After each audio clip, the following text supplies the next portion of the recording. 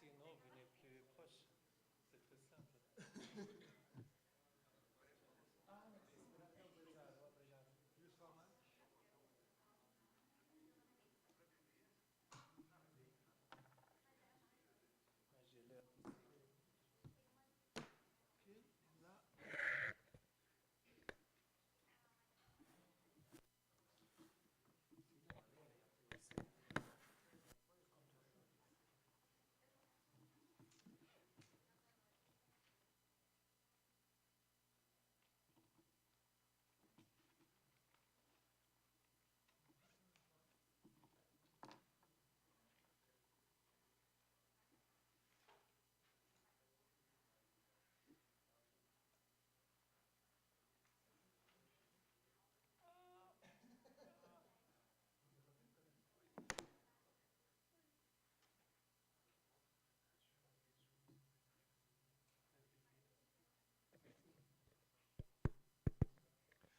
Boa noite a todos e todas. Eu vou inicialmente dizer algumas palavras em português e depois vou apresentar o nosso palestrante em inglês. A palestra será em inglês. Ela está projetada para que vocês possam acompanhar mais facilmente. No entanto, eu gostaria de começar fazendo alguns agradecimentos. Em primeiro lugar, obviamente, agradecer a presença de todas e todos vocês. É um prazer ver a nossa sociedade funcionando, atraindo pessoas, e esperamos que essa sociedade possa perdurar por muito tempo ainda, e isso depende, sobretudo, das novas gerações, e é bom ter muitas pessoas novas aqui presentes. É para vocês que essa sociedade está sendo criada, e é a juventude que é a nossa esperança, né? Eu gostaria de agradecer também, e muito, a presença de todas as pessoas que se inscreveram para fazer comunicações e de todos os palestrantes que aceitaram o convite de vir da Argentina, da Europa e de vários estados do Brasil. Muito obrigado pela presença. Esse é o terceiro evento dessa nossa nova sociedade. Ela tem, acho que, 7 anos e 3 eventos. Os 3 foram realizados aqui na URGS. Um primeiro de modo presencial, um segundo de modo virtual. E esse é o terceiro. E foi uma decisão, não sem risco, de fazer esse evento quase todo presencial. É uma decisão de risco por várias razões. A primeira é a falta completa de recursos financeiros para montar um evento como esse. De fato, as agências regulares, o CNPq, a CAPES e a FAPERGS, não tinham editais abertos para apoiar esse evento. A CNPq não tinha, a CAPES não tinha. A FAPERGS tinha um edital de, no máximo, R$15 mil, que não cobria quase nada. E, mesmo assim, nós não fomos contemplados com o edital. Mas eu queria agradecer, então, nesse sentido, aos colegas Roberto Pi e Márcio Sensi, que nos ajudaram, porque nós temos um projeto Escolástica Colonial que está financiando a maior parte das passagens e diárias desse evento. Eu queria agradecer aos colegas por aceitarem que os recursos desse projeto fossem desviados para ajudar nesse evento. Eu queria também agradecer e muito ao apoio que a Sociedade Internacional para o Estudo da Filosofia Medieval deu para esse evento. Foi também um aporte financeiro fundamental, sem o qual as coisas seriam bem mais complicadas. A decisão, então, de fazer um evento presencial não teve esse problema financeiro, mas nós fazíamos questão que fosse presencial, porque é fundamental para que um evento de uma sociedade funcione, que haja contato entre as pessoas, que as pessoas possam se encontrar, conversar, às vezes tão importante quanto as apresentações é a pausa do cafezinho, onde as pessoas podem conversar, se conhecer. Em eventos online, as pessoas não conversam. No máximo fazem perguntas, mas não conversam. Essa interação é fundamental. É claro que houve algumas reclamações, algumas pessoas ficaram impossibilitadas de participar do evento, nós temos consciência disso. Foi feita uma única mesa online, que ocorrerá de maneira paralela na sexta-feira. No primeiro evento, realizado aqui em Porto Alegre, nós tínhamos mais recursos financeiros, havia praticamente o triplo das comunicações. É uma pena. Espero que, se as agências voltarem a funcionar normalmente e nós passemos a ter os aportes financeiros que nós já tivemos no passado, que isso possa beneficiar a sociedade também. Enfim, eu queria dizer isso em português para que ficasse claro a dificuldade que está sendo fazer esse evento, mas da importância de manter a sociedade atuante. That said, let me change it to English in order to introduce our first speaker. Tobias Hoffmann. It's really a great honor and pleasure to introduce you, Professor Tobias Hoffmann. Tobias is since 2021 Professor of Medieval Philosophy at Sorbonne Université, Paris, and was for 20 years Professor at the Catholic University of America from 2001 to 2021.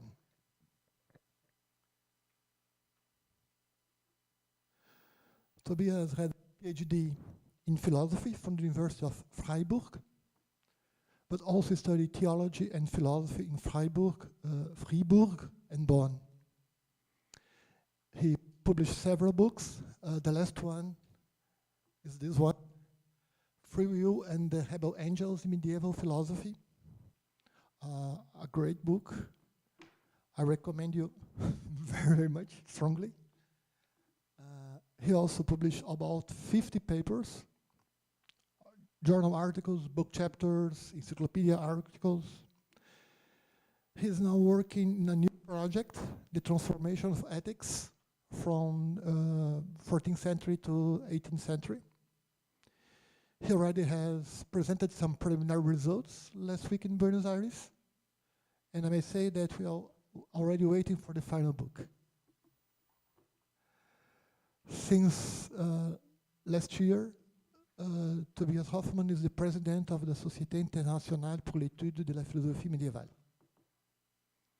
La Société, as already said, has always been the ideal model of operation for our Brazilian society. Since the Société has set the parameters for scientific research for medieval philosophy that we seek to foster in Brazil.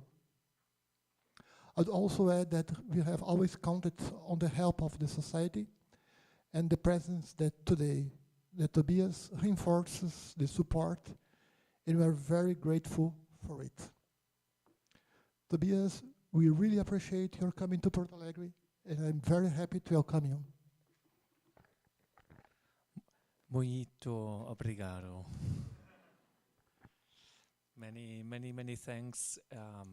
Yeah, I want to also say a few words of thanks and of joy. Just expressing my joy to return once more this after the 2017 Congress, and it's also for me. It's not only to return to a place, but it's also to return to see friends.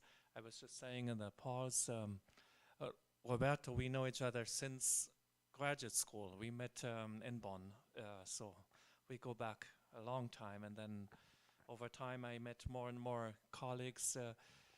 I'm, by the way, very impressed by your internationality. So when even at the coffee break, what is our common language? Is it this or that or that? Yeah, in the facility, I could very easily speak with many of you in French, and also words of thanks that actually go outside of this room, because this whole trip was made possible by an invitation to Chile. So I don't have the funds. I don't, we don't use money of the society for our own travels. I could only come to Latin America because the Universidad de los Andes of Santiago de Chile invited me to a Thomistic Congress. And then I I checked with my friends whether there would be any interest for me to coming. And for me, the main interest, and this is very important for me to say, the main interest is not, now you gave me a place of honor, you make me give a paper, but for me, the main interest is to meet you, and in particular, to meet the young people. So when you said it's important to meet in person, on a Zoom screen, you can see everybody, and you end up maybe even talking with some of your colleagues, but you will never talk with the young people, because they are too shy, and of course they will not. So for me, this is a very valuable moment. So I'm mainly here really to talk with you, but to listen to you and to understand also, with this responsibility for the society, there comes the need to understand what are the needs.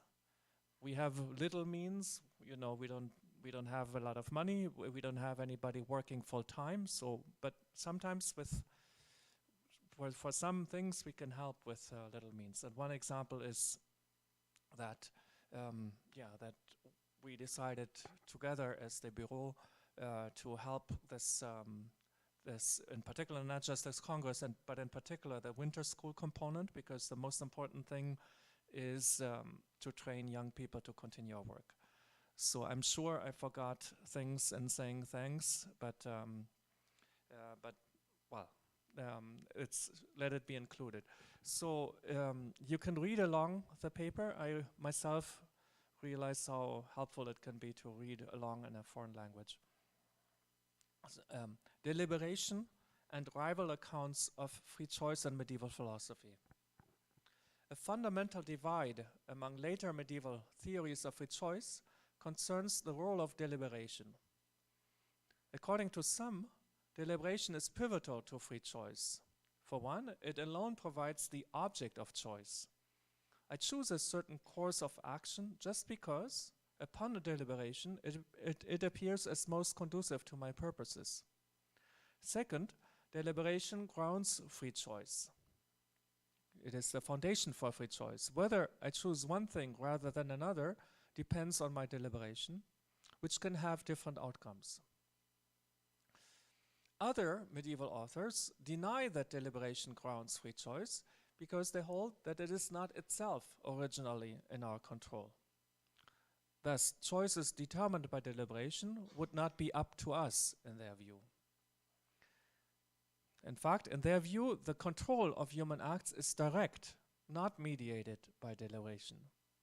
They furthermore think that the will can choose differently from what has been settled by deliberation, in which case the object of choice is not given by deliberation. The question then becomes, where does it come from, the object of choice? In this paper, I will examine representative and influential medieval theories of the role of deliberation in free choice. In particular, I will consider three questions related to the connection between deliberation and free choice. And now you have everything on the screen, but you also have a handout. And on the handout, I put the three questions under number one. First, if deliberation grounds control of our choices, how do we control deliberation?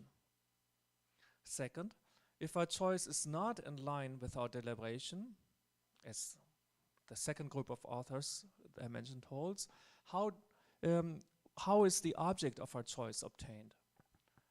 Third, if the control of our choices is direct, how can it be deliberate, that is, intentional? What I am presenting today is only a part of a longer paper. In the full version of the paper, I alternate between thinkers who make deliberation essential to free choice and those thinkers who take it to be incidental. So in the full version, there's first Thomas Aquinas, then a section on Walter of Bruges and Henry of Ghent, who hold a very similar theory, then Godfrey of Fontaine and John of Pouilly, a student of Godfrey, who hold, again, a view more close to Thomas Aquinas, and then finally Duns Scotus. Let me say that, so in case you're interested in the full version with footnotes and with everything, well, before or rather, this paper is something I wrote for a journal, and when we decided upon the paper topic, the article had not yet been published. So I don't like to present, of course, things that are already published. It turns out that just a week ago or two, it came out. So if anybody is interested, well, I can somehow make available. It's a kind of a bootleg copy. Do you know bootleg? It's a copia piratata. Yeah. Anyway, off the record. Okay. So in this paper today, I will only present Thomas Aquinas and Walter of Bruges. The core issue that I investigate in this paper can be seen very well in comparing these two thinkers alone. Adding the other thinkers it only consolidates the two theses I want to defend in this paper, and the two theses are in the handout number 2. First, that the role of deliberation is what divides these thinkers. Second, that there are significant theoretical difficulties on both sides. So my first section then is deliberation as essential to free choice, Thomas Aquinas. Thomas Aquinas introduced a new idea into the free will debate. The assumption that human beings have free choice, that is, control of their acts, and thereby the ability to do otherwise, for no other reason than that they deliberate about their acts. Aristotle had emphasized the role of deliberation in choice-making. Aquinas highlights, in addition, the foundational role of deliberation in free choice, an issue Aristotle does not consider. In this section, I will mostly expound Thomas Aquinas' account of the role of deliberation in his Summa Theologiae, Prima Secunda. This is a late work, probably written in 1271, in which he develops his richest account of human action in general and of choice-making in particular. So there are two subsections. The first is Aquinas on the object of choice. The complexity of Aquinas' account of free choice is in part due to his effort to incorporate different sources. The principal ones being Aristotle's Nicomachean Ethics, Book 3, chapters 2 to 4, and John of Damascus' De Fide Orthodoxa. According to Aquinas, choice-making consists of several components, some of which are simultaneous, others sequential. Moreover, some of these components are cognitive, others volitional. In other words, some are acts of the intellect or reason, which is the intellect in its discursive operation. Others are acts of the will. Now you can follow in the handout number 3, because there's a lot of terminology that's going to be important. According to Aquinas, the cognition, apprehensio of an end, comes first, then the desire, appetitus or voluntas, for the end, which is followed by counsel, concilium, that is deliberation about what is conclusive to the end. What is conclusive to the end translates quae sunt ad finem. What promotes the end, or what is conducive to the end, can do so either as a means to the end, like taking medicine toward health, or as a particular instantiation of the end, like doing a pleasant activity. That's not a means to the end, but it's where the end is present, as it's taking part in the end of happiness. Counsel terminates in a judgment, judicium, or verdict, sententia, about what is to be done. Judgment and verdict are notions Aquinas adopts from John of Damascus. While John of Damascus understands the verdict as the volitional response to the judgment, Aquinas usually does not distinguish between the verdict and the judgment, and calls the volitional response to the judgment consent, consensus, or choice, electio. Consent and choice coincide unless several things are judged as suitable for the intended end, in which case an individual can consent to them all, but only choose one. Aquinas frequently illustrates this account with the desire for health, deliberation about how to achieve health, and the choice of suitable means. Aquinas clarifies that what is essential to choice making is the judgment that informs the choice. That is, the judgment that gives it its form or essence. In its minimal form, deliberation involves only the judgment of reason and can be done instantaneously. But if the best course of action is doubtful, deliberation requires an investigation.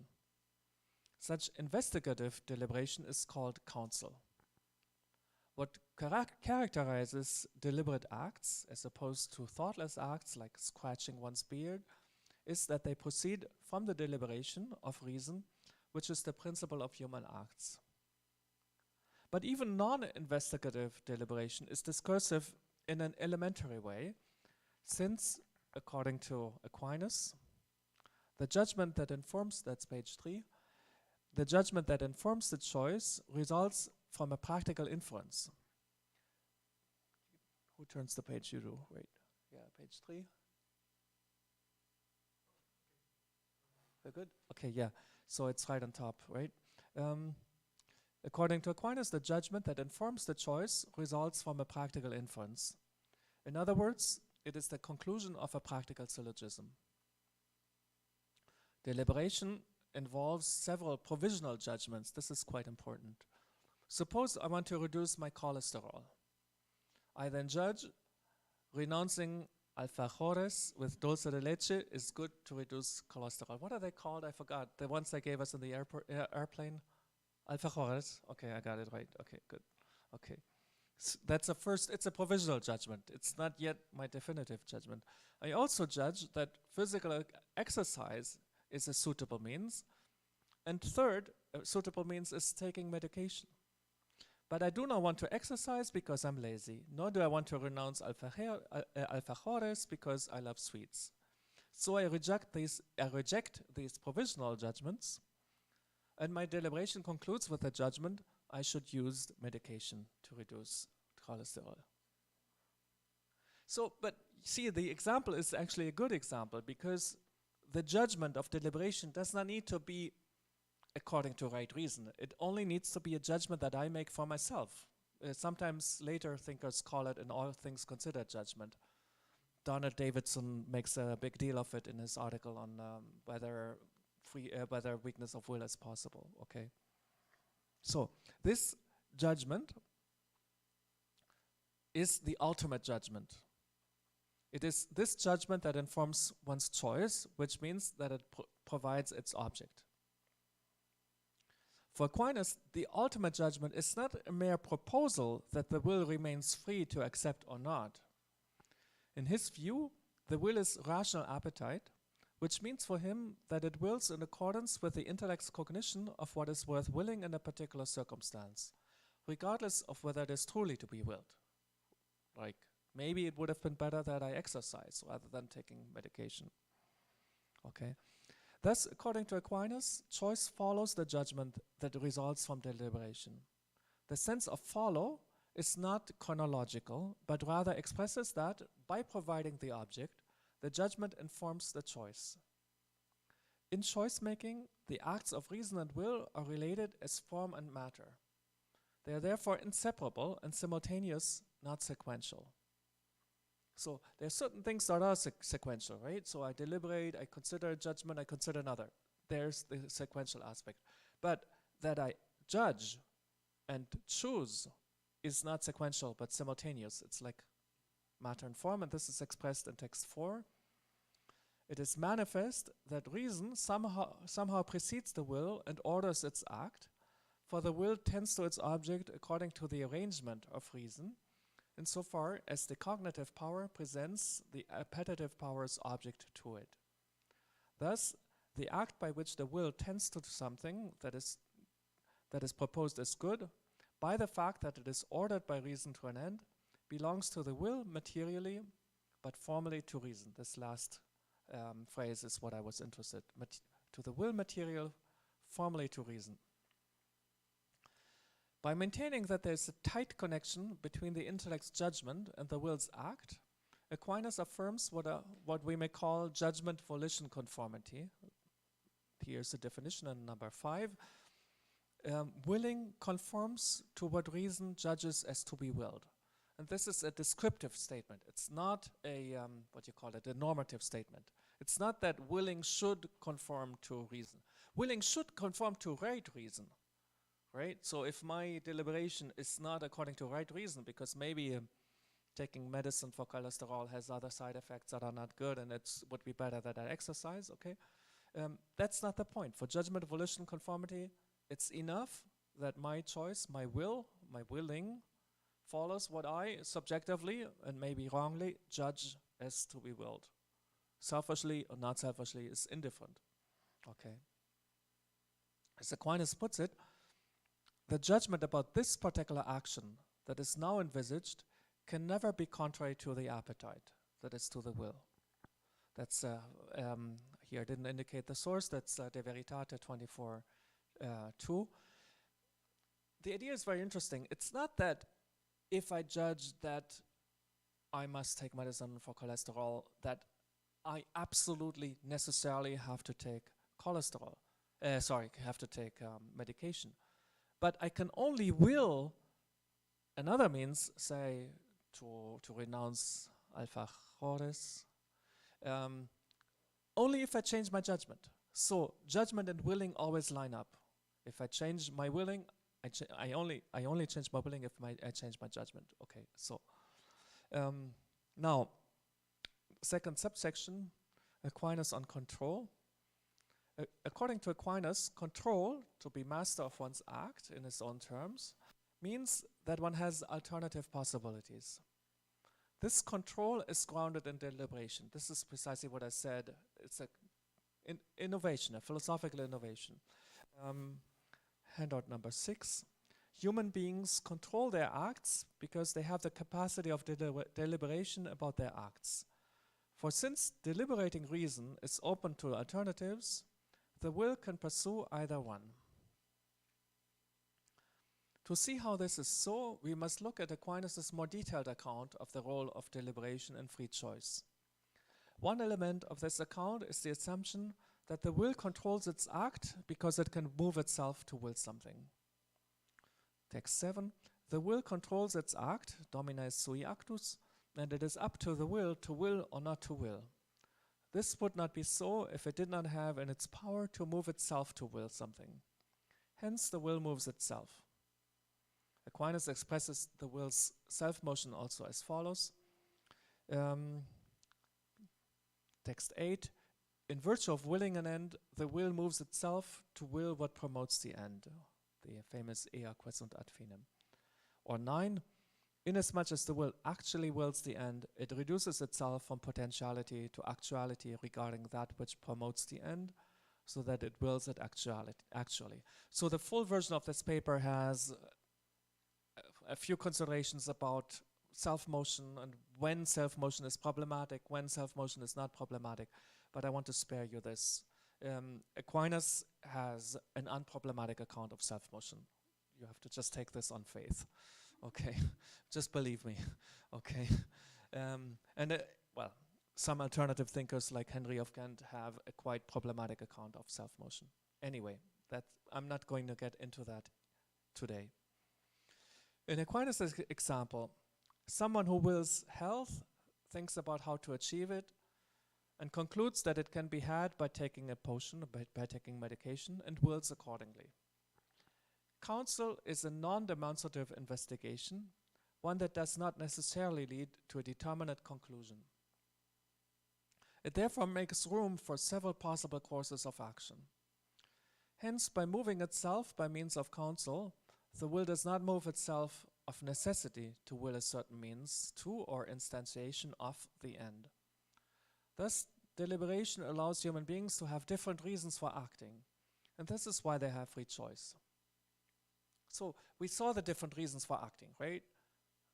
I can have as a reason for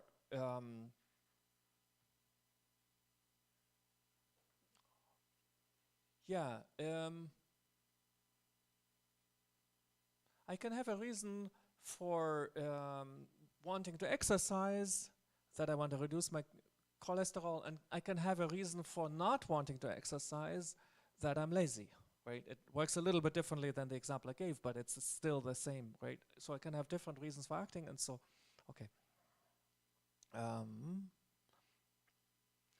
Aquinas expresses the idea that free choice is grounded in practical deliberation variably. I quote, "The root of all freedom is found in reason," or "human beings control their acts by reason and will," and "what human beings do without the deliberation of reason is not something that they generally do, because nothing that is primary in human beings is active here."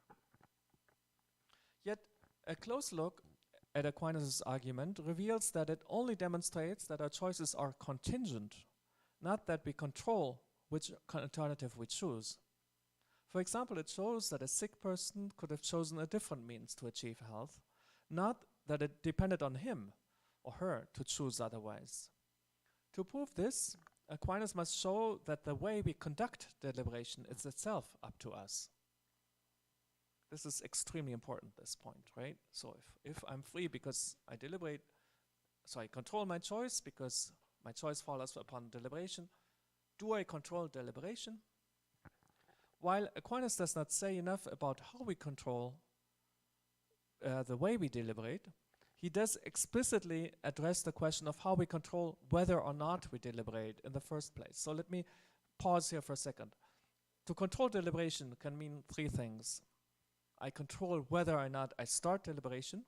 So if I skip deliberation, I act instinctively. I act on my first instinct, and we do that many times, and that's many times fine, right? Sometimes, so I can start deliberation or not. Then the question is, do we control the manner in which we deliberate? For me, the choice to come to Latin America or not is fruit of a deliberation. So how do I control the way that I weigh the reasons? For example, is it worth a month of my time? You know, I mean, when I have a lot of, so it's of course an investment then, but then it's also fun, and then it's a contribution. So how do I weigh these things? So the second point was, how do I control the manner in which I deliberate? Third, how do we control how long we deliberate? I could go on deliberating for a long time, and then I never make a choice, right? Okay.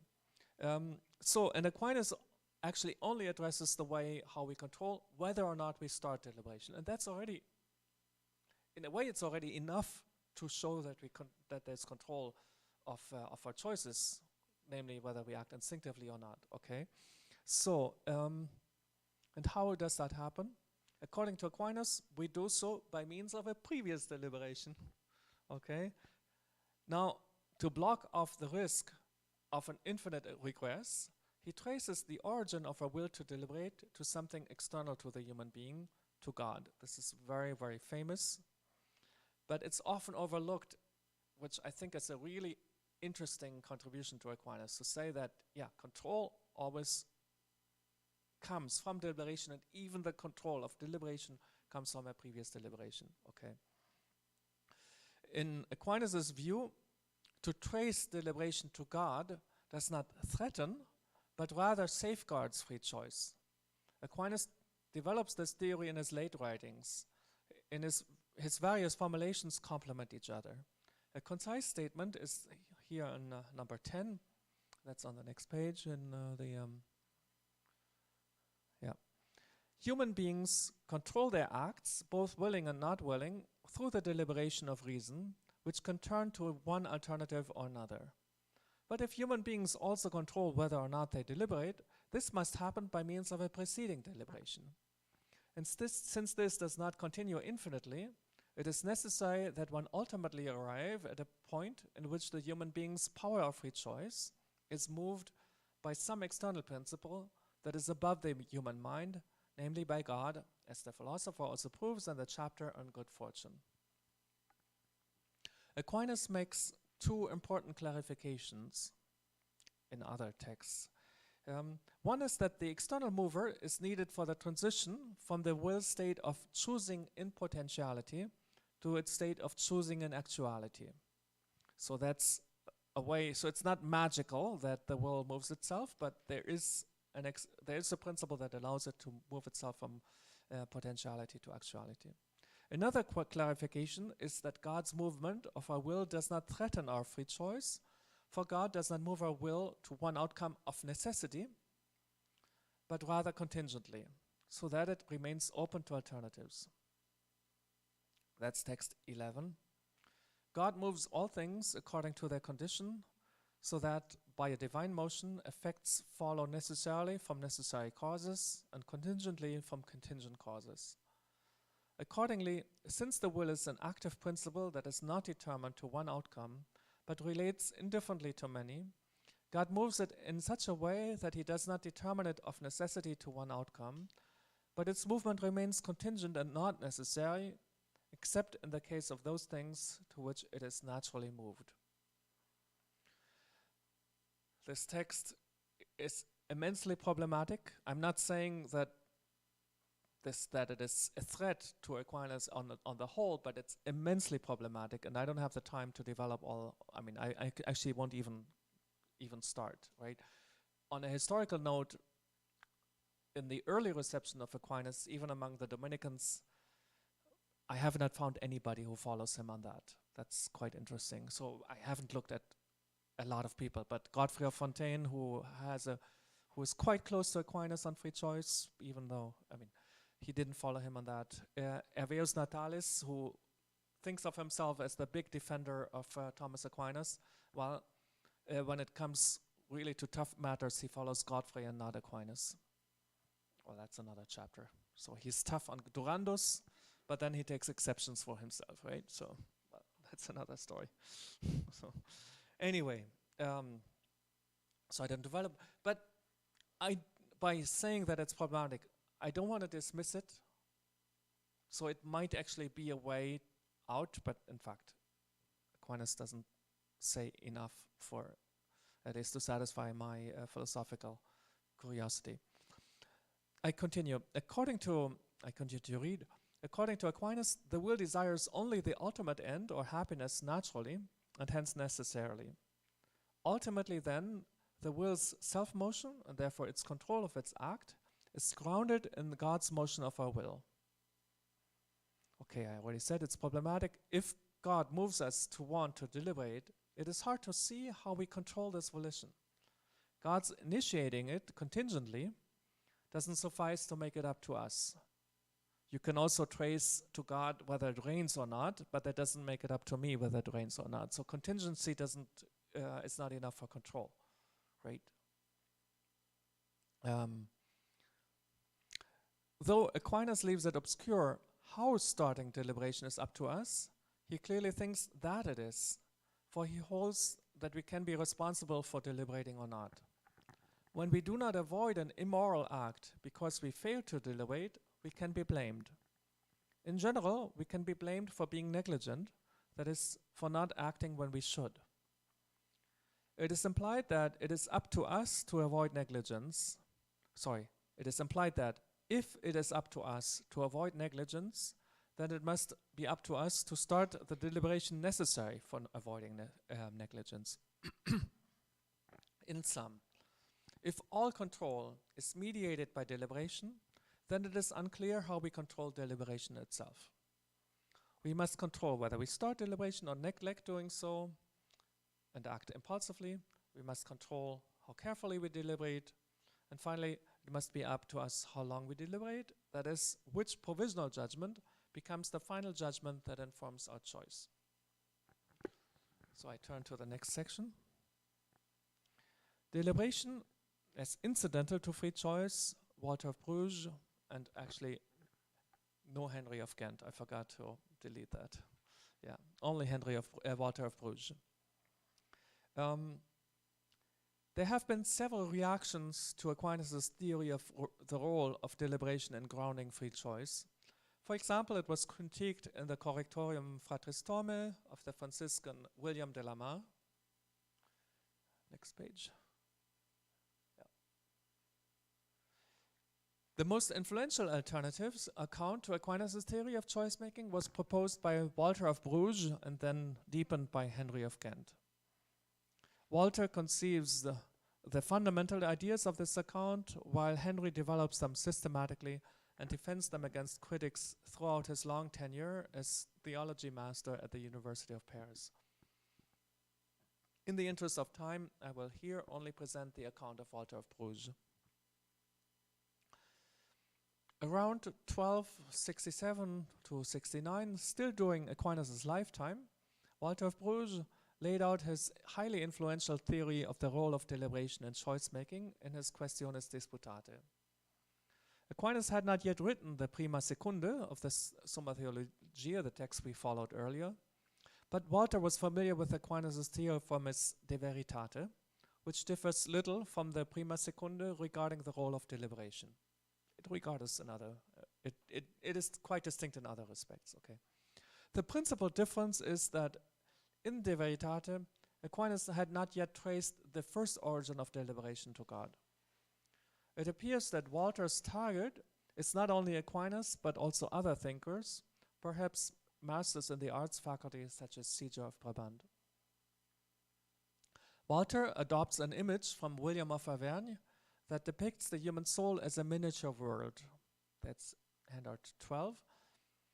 Just as the king rules without being ruled and listens to his counselors without necessarily acting on their advice, so too, in the kingdom of the powers of the soul, the will presides over all the others and moves itself and the others as it likes, so that it listens to counsel but does not act on it unless it wants to. You can see already a quite different idea of counsel deliberation.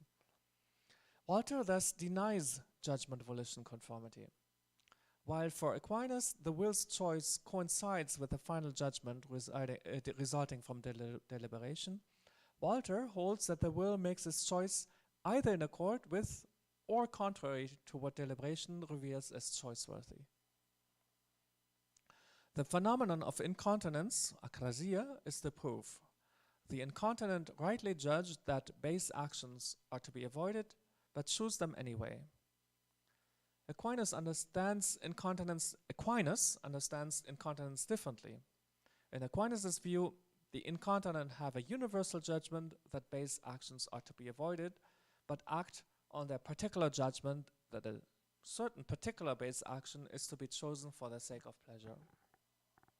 So it's just to say, in Aquinas, incontinence or akrasia is not a counterproof to this judgment volition conformity. It only means that the particular judgment doesn't line up with the universal judgment, okay, or the choice does not line up with the universal choice judgment that one should act morally, but it lines up with a particular judgment that now I want to pursue this pleasure.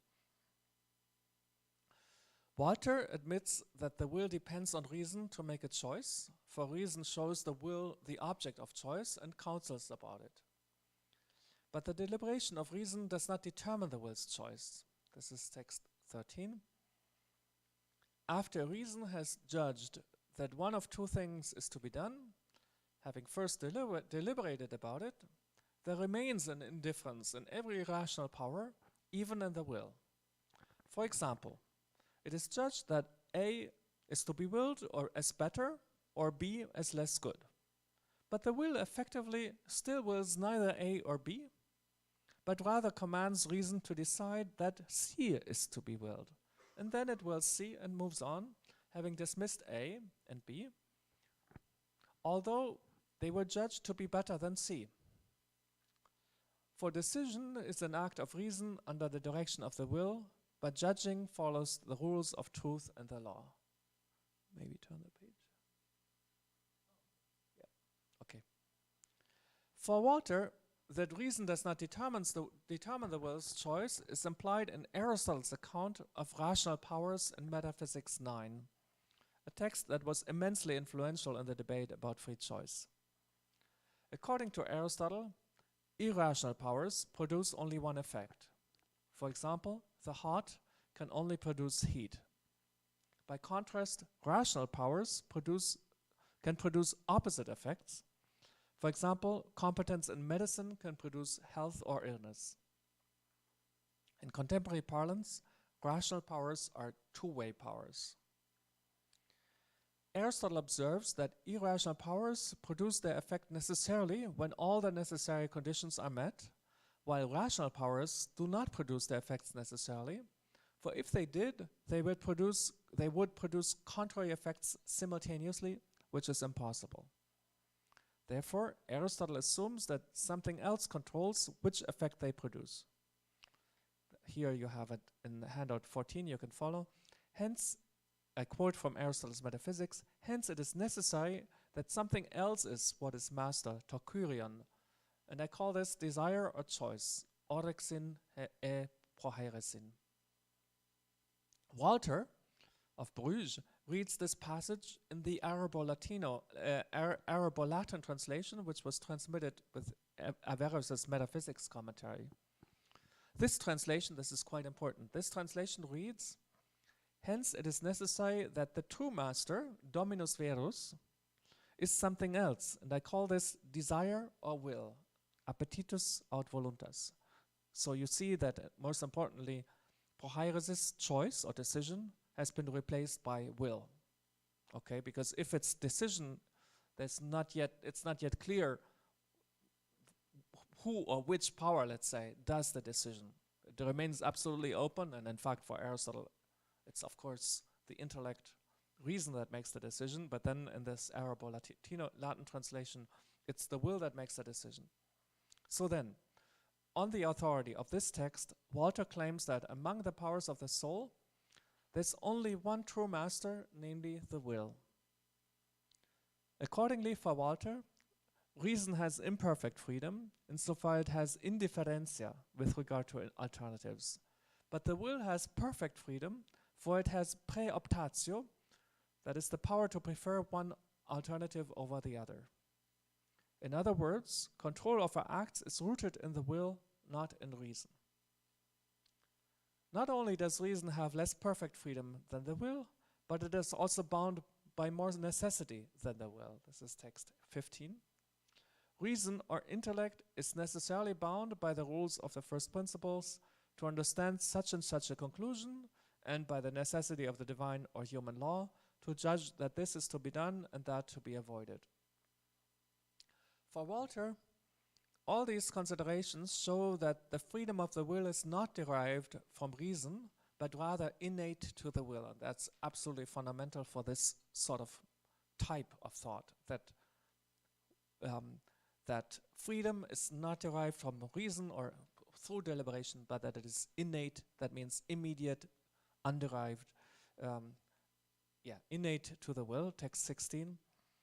From the foregoing, it is clear that the will has freedom, perfect and properly so called, not derived from reason by formal or efficient causality, but from its own form that is innate to it and created with it. So, for Walter, control of our acts is grounded directly in the will, not mediated by deliberation. Walter is aware that the broad independence from reason he assigns to the will presupposes that the will can move itself directly to its act, rather than being moved by reason. He thus assumes that the will moves itself per se. I couldn't go into that in Aquinas, but that's a different account than Aquinas' account of self-motion. Aquinas would not think that the will can move itself per se, and in fact, all his proofs of the existence of God, at least the proof for motion, right, presupposes that there's nothing that can move itself per se from potentiality to actuality, right? If not, we would each one be our own God, right? Being at the origin of something new. This kind of self-motion, so Walter's kind of self-motion, where the will can move itself per se, this kind of self-motion seems to imply, next page, that something is simultaneously and in the same respect moving and moved, that is in actuality and in potentiality. That's where it is problematic, right? When something is simultaneously in the same respect in actuality and in potentiality, that contradicts the principle of non-contradiction. Walter acknowledges that, according to Aristotle, to be simultaneously in such contrary states is not possible. He offers several solutions, one of which would become very important in subsequent discussions. Something can move itself if it is in potentiality and in actuality in different respects. For example, this is Walter's example, the sun is not formally hot, but only with regard to its effects. In fact, medieval thinkers assumed that though the sun radiates heat, it is itself cold.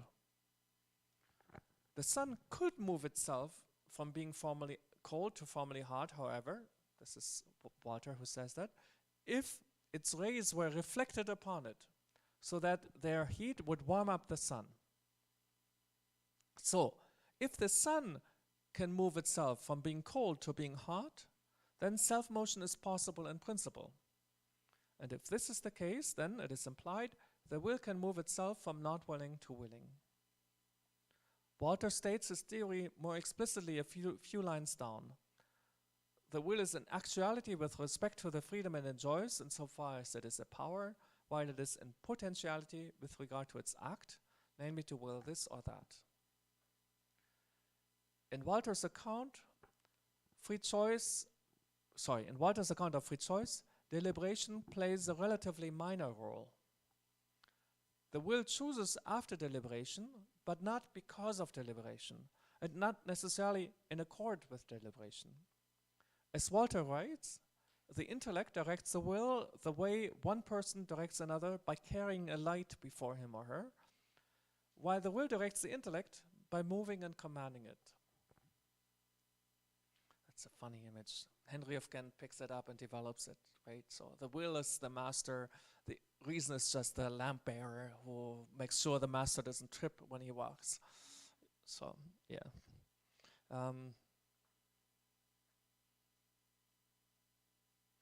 The will cannot act without reason counseling it and shedding light on things to be done, but reason, or the intellect, does not rule over the will, for nothing is more powerful under God than the will, says Walter. The will can always reject what reason presents as a greater good and choose a lesser good, or nothing at all. While Walter gives considerable weight to the authority of Aristotle's Metaphysics 9, the rational and power, that we saw, the account of deliberation and choice of Nicomachean Ethics 3, chapters 2 to 4, is conspicuously absent. There's not a single mention of it. Instead, his discussion is interspersed with quotations of Bernard of Clairvaux, who, according to Walter's interpretation, affirms the will's innate freedom, its superiority to reason, and its ability to choose contrary to reason's judgment. Only in the 1270s, after Walter's Questiones Disputate, did the debate about free will and deliberation heat up, exacerbated by ecclesiastical condemnations. By that time, Walter had left the academic scene. He became a bishop at some point. It is impressive that in Walter's rather short text, most of the key elements of the debate already make an appearance. Reason's role is only to present the object of choice to the will and to offer further light on it through deliberation. But reason does not cause the will's choice. The will can even choose contrary to the final judgment that concludes the deliberation. The capacity for control is rooted directly in the will rather than derived from deliberation. And the capacity for per se self-motion is affirmed and attributed to the will. All these points I just mentioned are systematically developed by Henry of Ghent and then picked up ad nauseam by other thinkers. Conclusion.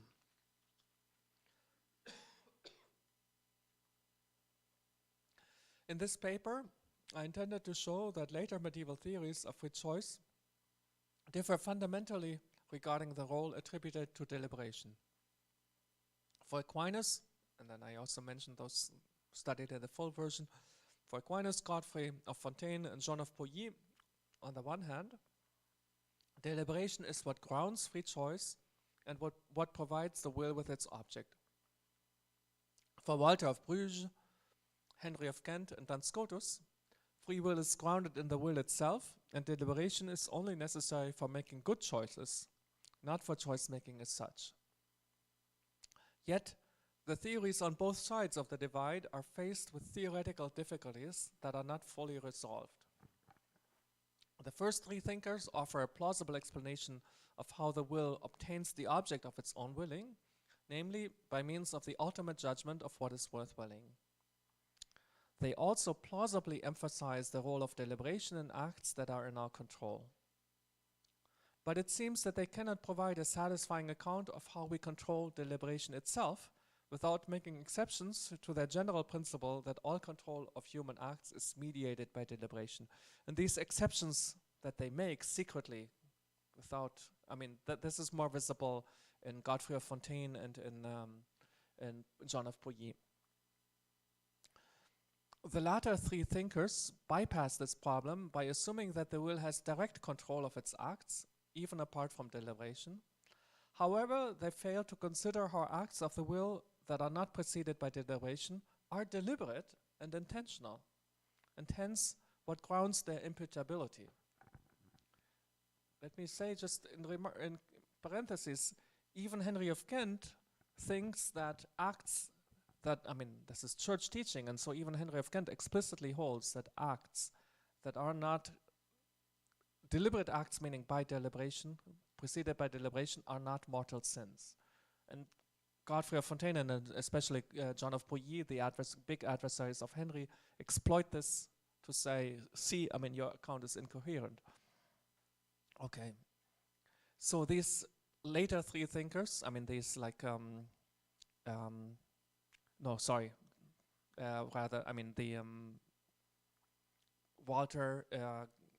Walter, Henry, and Scotus also have a greater difficulty in explaining how the will obtains its object.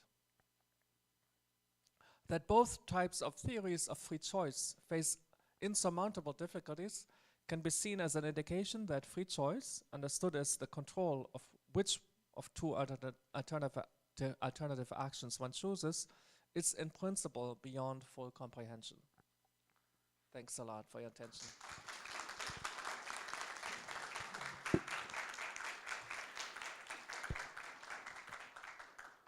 Thank you very much, Tobias. We have some time for discussion, so the floor is open.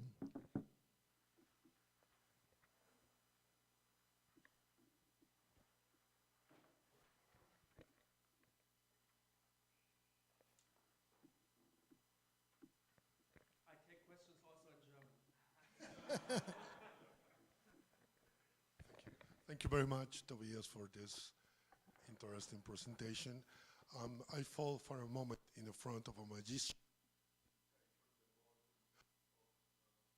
He's hot many, many rabbits, and the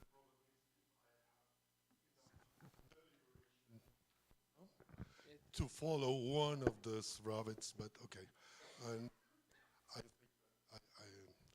I should decide for one of them. I have a question about. Yeah, yes. I have a question about the use of John of Damascus source, this distinction between the three aspects of the deliberation. Maybe Thomas of Aquinas used this because John of Damascus knew Aristotle better than him. But I think that maybe John of Damascus tried to show the balance between the virtues of character and the virtues of intellect, that maybe is the perfect balance to achieve this intellectual deliberation of maybe this balance that prudentia could achieve, in some moment between the character virtues and intellectual virtues. The other thing that I wonder is why Thomas Aquinas used the source of the Bona Fortuna, because this is maybe an experts from the Magna Moralia, and maybe the Bona Fortuna tried to show this powers that are out of the control of human virtues, character and intellectual virtues. And maybe the fortuna, oh yes, is not just God, but maybe the things out of the human control. And maybe it's a good, and I avoid the question about the self-motion that maybe is, okay, the good your exposition. Thank you very much. Yeah, let me start with the second question, so I don't forget. Why does he use the bona fortuna? When you read this passage from the Eudemian Ethics, you would think that it proves the opposite point of Aquinas. So what is, if I recall the passage, what does it say? It says, well, okay, we deliberate, and I think Aquinas, right, yeah.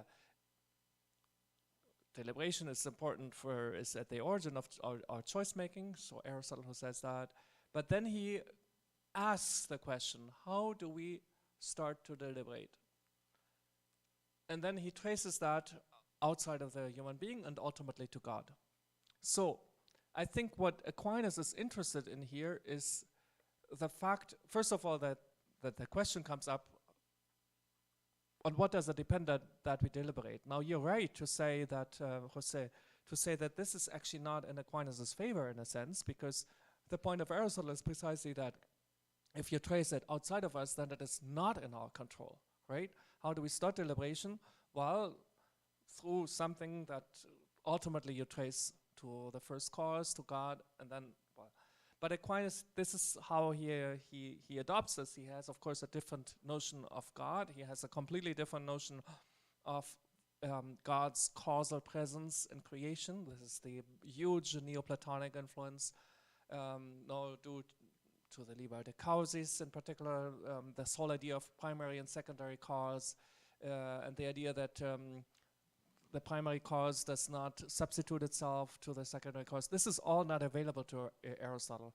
So Aquinas has the tools to take something. He takes basically just the cue from Aristotle and develops in a way that that is actually the contrary of Aristotle. But in a way, I mean, I don't say that. I mean, in a way, that's fine, right? I mean, it's totally legitimate as Aquinas doesn't think of himself as the historian who wants to get Aristotle right, but somebody who wants to solve a philosophical problem, to use a source and to use it and to even develop in a different sense. So that's to your second question. John of Damascus, would John of Damascus be a tool to get out of this dilemma between always this division, intellect and will, by, say, by integrating the intellectual virtues and the moral virtues? First of all, let me say, before I answer that question, let me say, okay, you could say, you could legitimately object to this sort of paper by saying, this is all a false problem. We simply don't have to distinguish between intellect and will, and then the problem is gone. Let me assure you, it will show up elsewhere. Maybe it is a bad idea to distinguish between intellect and will. That could be, right? And Occam thinks it's only a distinction of reason, right? But the issue comes up in another way, namely, is ultimately our choice making to be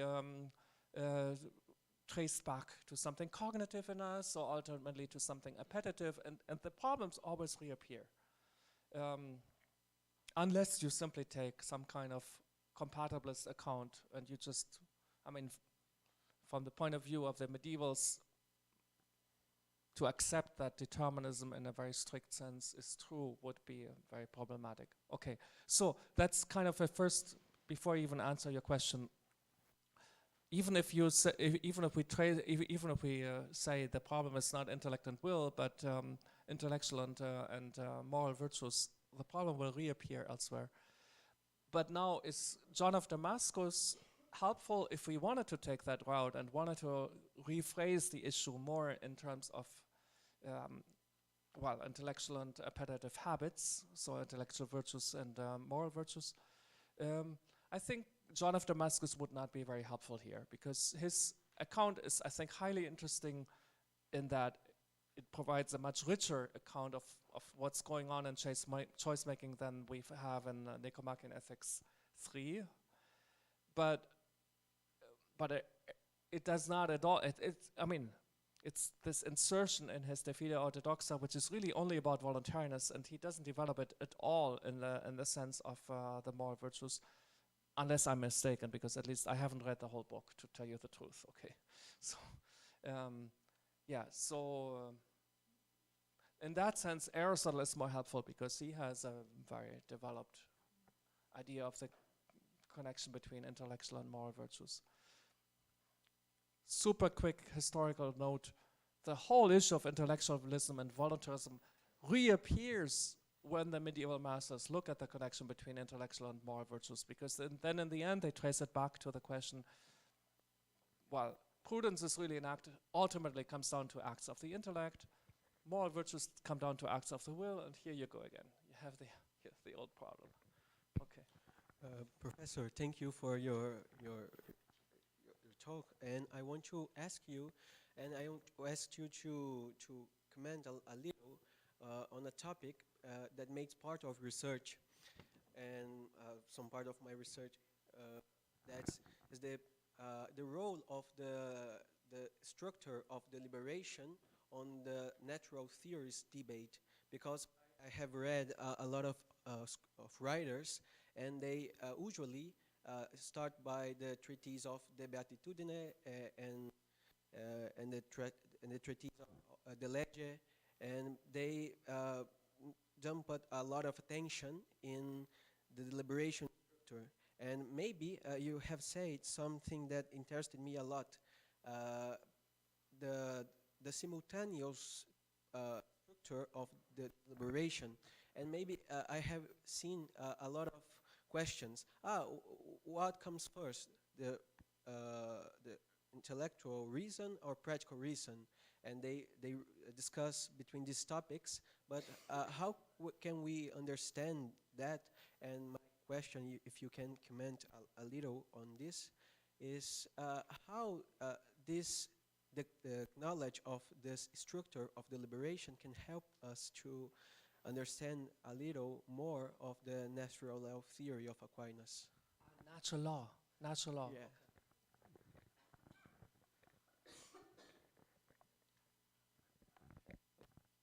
Okay, let me first very quickly clarify something that was part of your question, which is not yet an answer. So I want to be very, very clear about what is sequential and what is not sequential and what is simultaneous, but where there's still maybe, so, okay.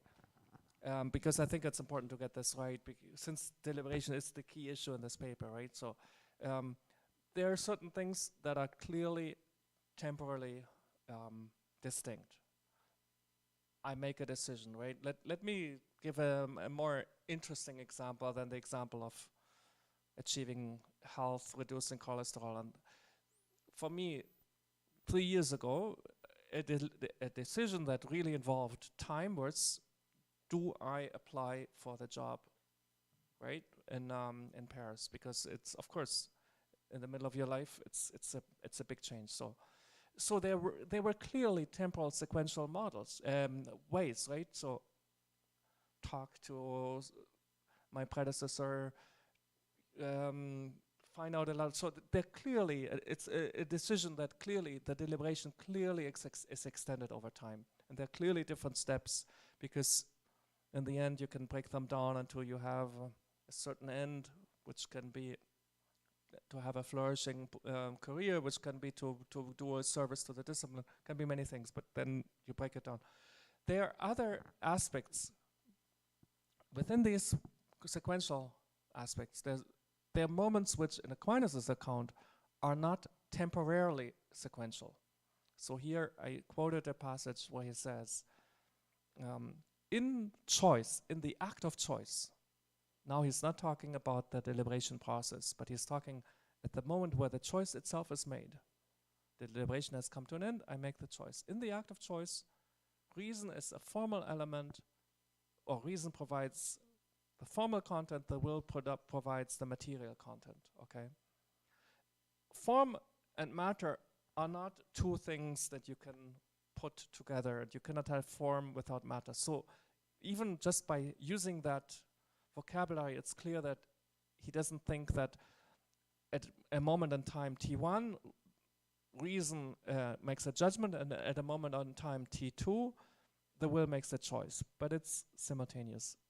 That, however, does not mean that, and this, so there's no easy answer, there's no easy solution now to problems that might intrigue us, because it doesn't mean that if it's simultaneously, that there's not an order of nature. I mean, if reason gives the form and the will the matter, then clearly reason is by nature prior, even not, if not in time. So that's just, this was maybe not your central question. Your big question is how this whole deliberation business may shed light on the natural law. Here, the only thing I can say where I really see a clear connection is from where do we get the ultimate principles of our decision making? No, that's ultimately here the context is natural law, but also prudence. And again, then prudence actually with a connection with the moral virtues. So, from where do we get the ultimate principles of our action? What are the principles of action according to Aristotle and to Aquinas? The principles of action are the ends. So the ultimate principle, the first principle of my action is my ultimate end, happiness. Or the ultimate principle is, if in other words, I mean, it depends on how you phrase this. The ultimate principle is the good, right? The good is to be done, evil to be avoided. And this is precisely what he what he mentions in the famous passage on natural law in the Prima Secunda 94:2, no? So here, and then of course you can get, according to Aquinas, to other a little less ultimate principles, but still very remote principles that you can also get through, that are also given, like that, for example, that the truth is an end, and so therefore you should avoid ignorance. So this is just, and that is where, in a way, deliberation starts for him. For Aristotle, deliberation does not start in the first self-evident principles. For Aristotle, deliberation starts in our character attitudes. And therefore, the huge importance of having the moral virtues, because the moral virtues for Aristotle are ultimately giving us the ends, not per se nota, self-evident principles. Okay, sorry, this became a little long, but your question was a little complex.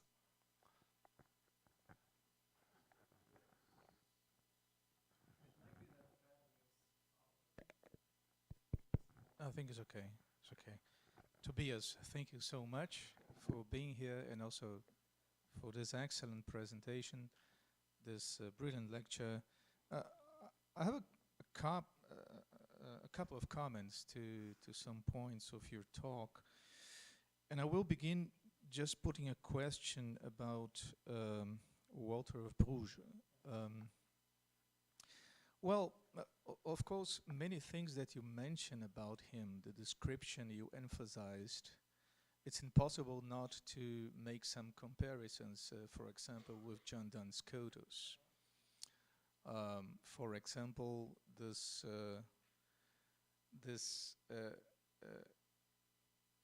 notion that freedom is innate to the will, for example, or for example, this difference between deciding because of reasons in difference to deciding with reasons. So I decide to do P. This is with reason because I have to represent the good, but actually I decide that because I will. So it's not because of reasons, it is because of the will, but with reasons. Sounds very Scotistic, and of course Walter of Bruges belongs to a different tradition than Aquinas, and that is my question.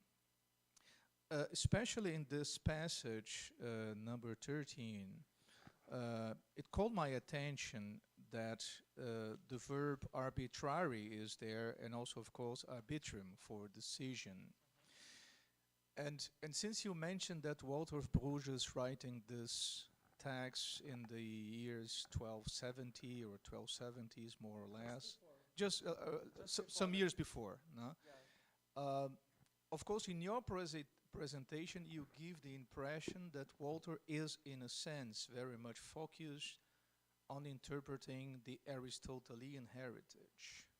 But my question is very directly, what about the influence of Augustine in this context? Because I very much believe that it's possible to make some comparisons between what Augustine understands between liberum, arbitrum, and voluntas, and something like the mechanism of self-motion. And precisely in these passages, you were, in a sense, explaining self-motion according to Walter of Bruges, in the sense that somehow the will is a power that can move itself. It is, let's say so, it has some reflexivity. And reflexivity is something that we see in the relationship between liberum, arbitrum, and voluntas, if I read Augustine correctly. That will be a question. Even though you were, in a sense, discussing the Aristotelian heritage, what is the role of the Augustinian heritage in this account by Walter of Bruges? Because it seems to me that this innate freedom of the will, in spite of the discussion that the will is the true rational power, this is Aristotle's in the Metaphysics, in the book 9, as you explained, but it seems to me that this self-notion, this notion of self-motion, it has something to do with the Augustinian heritage in the context. If you could say something about Augustine and Walter of Bruges. Wonderful. Yeah. And my second question is... Can I first? Okay, perhaps the first. No, say your second question, okay. No, the second is about this passage, because the passage 11. Because this debates about divine causality and events in the world. This is a very important topic about freedom, contingency, necessity in the 16th, 17th centuries as well. But my question is, it seemed to me that in your presentation, you found a little bit problematic the explanation that Aquinas provides in passage 11. Well, in a sense, why do I deliberate? It is under my control. Well, in a sense, the thesis seems to be that even deliberation, something inside me, it's something that in the end happens because of God's action, because of God's action in moving me to do something. But my question would be, well, if I understand God's movement or God's effective causal effect, a causal action here as contingent, I don't see any problem between God's action and my deliberation. It begins with contingency, and the effect has to be contingent as well. I mean, from contingency, necessity doesn't follow. My point is, what doesn't satisfy you in Aquinas' explanation? Because it seems to me that if we read here divine motion, for example, and divine motion seems to be connected to effective causes. But if I say something like this, well, I begin to deliberate about eating alfajores or not. And I come to a decision about that. Well, that's not the best option. I should do something else. But if I deliberate, in the end, God has something to do with that. But this movement, this divine causal aspect, can it be understood, for example, just something like an agreement? God allows me to deliberate. The point for me is what movement means here. And it seems to me that I can conceive ways of moving, let's say so, like, for example, allowing. And since allowing is something that comes from God's will, this is contingency, and contingency generates contingency. So I wouldn't see a problem in the explanation. And then my question to you, why are you not satisfied with Aquinas' point in that passage? Thank you. Two very beautiful questions. I will pick up the second question at length, but let me very quickly say, even with your suggestion, I'm still unsatisfied, but this is precisely what you're asking, why, and I will say in a second, but let me start with the first question about Augustine. So, in a way, Augustine is all over the place in these discussions, but rarely explicitly. So rarely, of course, he's a huge authority, but in these matters here the question is precisely asked whether free choice is grounded in the intellect or in the will. What is the foundation of free will, in the intellect or in the will? There, Augustine is, well, I don't know, I don't remember the initial arguments. Maybe there Augustine comes up, I wouldn't be surprised. But in the discussion, in the body of the text, he's absent. But he's not absent entirely, because the whole worry, the whole reason why this topic is so important to these authors is ultimately going back to Augustine, right? I mean, if only that, the libero arbitrio, that if we are not at the origin of our evil, then we must trace evil to God, right? Which cannot be. But why is he not explicitly present in these texts? Because once Aquinas and others, but Aquinas is, I think, very, very big here. Others also, like Seeger, and maybe some people of whom we have lost trace, because a lot of this happens orally in the classroom, and not everything has come down to us through reportaciones, no?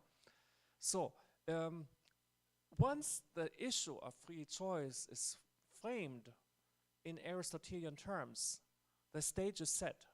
And so if you want more Augustinian feeling people who say, well, for example, the point is that love must be free, because what kind of love is it if love is simply the conclusion of a syllogism, right? And I think there's a point to it. Can you really trace love, caring, just through somehow a cognitive process in you? I don't think so, right? And in a way, Aquinas doesn't. But in fact, when you look at Aquinas on love, and it's a text that would have well fit here too, which shows kind of another side of Aquinas, where he emphasizes that okay, he said in the earlier text, in the text we cited here under 11, that deliberation must be traced to God. But in a text from Secunda from the Treatise on Charity, I forgot the exact question, but the issue is whether charity is the Holy Spirit itself. That's the question coming from Peter Lombard, and then Thomas says no. There he develops in a beautiful way that, yeah, God moves our will, but never as a mere instrument. Not in a way that we don't move ourselves. And so I don't think actually, but let me use this to answer to your second question about what leaves me unsatisfied with text 11. In text 11, Aquinas, traces our willing to God, but what precisely in our willing? His problem there is this philosophical problem of, if there is something new, a new act of the will, that is, if there is a transition from potentiality to actuality, we need a cause that makes that transition.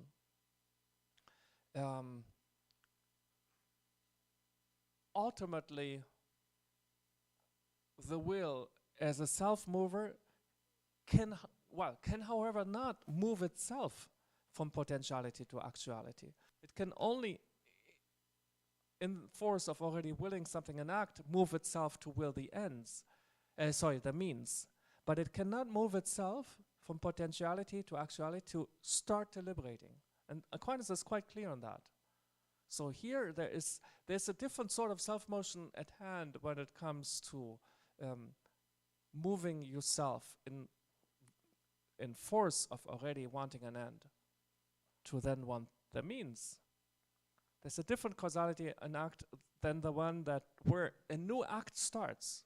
And this cannot happen. And this transition from potentiality to actuality cannot happen without an external cause. And so the question is, can this external cause, can it be the stars? Which is not a stupid question. This would be physical determinism. It's like as if we are simply materialist determinists, right? So, because for Aquinas, he traces everything that happens all the way down to the elements, to the movements of the spheres. So, can it be explained materially? No, it cannot. Well, then, if God is the mover, then God moves us in a way that does not contradict our willing. So, I'm very sympathetic to this account, actually, in many ways. I'm still unsatisfied in the sense that it does not explain how God makes sure that I make this transition from potentiality to actuality. And yet, I mean, that it is my willing, it's okay, but that I'm not in control. If God is the cause, then I don't decide. It's not that God waits and see, what is he going to decide? Well, he's going to decide that he is going to have a new act of the will. And then, okay, now I, as a primary cause, have to provide the fuel for that, right? The power. That's not, metaphysically speaking, that's not how Aquinas conceives the relation between God and human beings, as if God, I mean, depends on what is happening here and then decides to move something. So metaphysically speaking, there are open questions. And yet, with these open questions, in some way I feel there is promise in this account, but I don't know of anybody who has really developed it further. So I already mentioned the others, like early Dominicans dropped the ball. They did not pursue that route. Thank you again, Tobias. So it's time to pass for another speaker. So thank you, Tobias.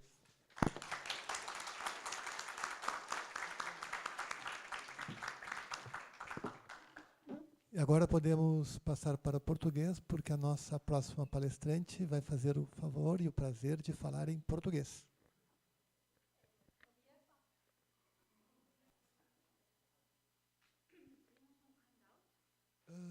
Temos um handout, ok.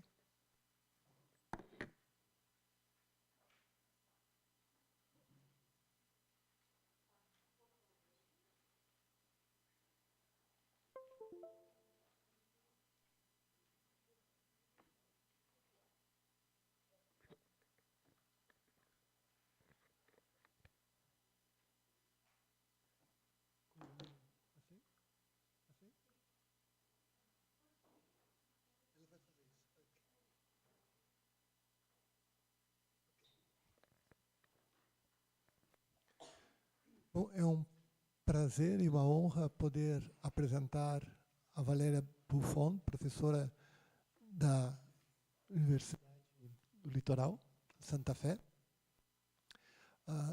Eu vou ser muito rápido, porque nós estamos um pouco sem tempo, mas a professora Valéria é a terceira vez que ela vem ao nosso congresso, é a pessoa mais ativa em nosso congresso. Para uma sociedade brasileira, a pessoa mais ativa é uma argentina. Isso é um prazer para nós.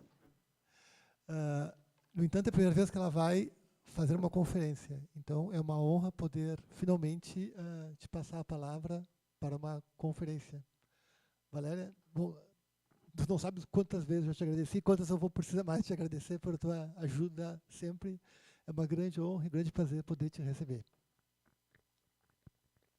Tá? É? Correto.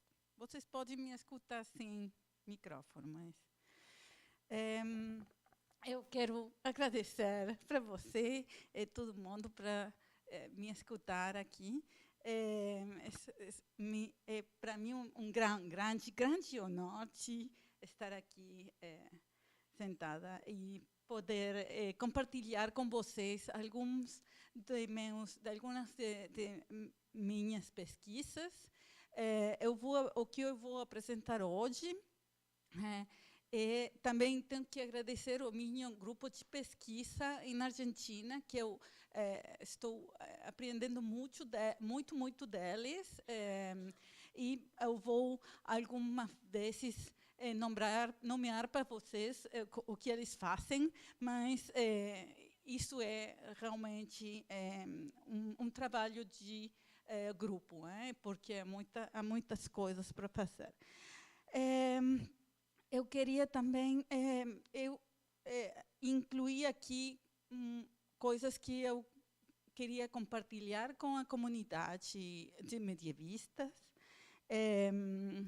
e também alguns trabalhos em curso e alguns trabalhos que eu já só um é publicado uma pequenina parte, outro que é em avaliação. Então eu vou agradecer todas suas sugestões. E me desculpe pelo português, eu tentei fazer melhor por escrito, vamos ver se me diz se não se compreende ou me corrige. Hein?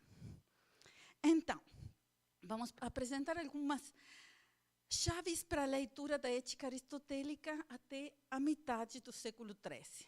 Estas chaves não são para nós, são deles, dos mestres, dos filósofos que leem Aristóteles. Disso é que eu vou falar hoje. Mas eu vou começar um pouco longe. Alguns importantes acadêmicos do século passado que compilaram a Cambridge History of Later Medieval Philosophy incluíram nela um capítulo sobre Aristóteles latino, do Bernard Dodd, e outro sobre a interpretação medieval de Aristóteles, de Charles Lore. Esses dois capítulos formaram o consenso subsequente sobre o qual estudamos a recepção de Aristóteles na Idade Média, embora tenham se baseado e se concentrado na cultura latina. Eu tenho que pôr o dedo aqui. Na cultura latina, eles levaram em conta, até certo ponto, as traduções que tinham sido mediadas pelo árabe e o siríaco. Entretanto, nesse aspecto, havia um longo caminho para percorrer, que Cristina d'Ancona, Dimitri Gutas e outros especialistas na recepção de Aristóteles no Oriente Médio desenvolveram de forma impecável. Eles deram origem a novas perspectivas na história da filosofia medieval, tirando o centro da discussão do Ocidente medieval para o Oriente. Além disso, os estudiosos da recepção de Aristóteles nas várias culturas provaram que seu estudo era indispensável para a correta republicação mesmo das obras gregas de Aristóteles. O Aristóteles, entre aspas, original, não está disponível, pois as cópias mais recentes de suas obras em grego datam do século X ou do século IX. Portanto, a edição de tais textos não pode supor a leitura do Aristóteles, mas apenas uma reconstrução do que, no século X, pode haver sido lido como vindo dele. Esse ponto de vista é magistralmente exposto por Dimitri Gutas em um artigo seu que encabeça o livro The Letter Before the Spirit, The Importance of Text Edition for the Study of the Reception of Aristotle, editado por Oppenheim e Fontaine.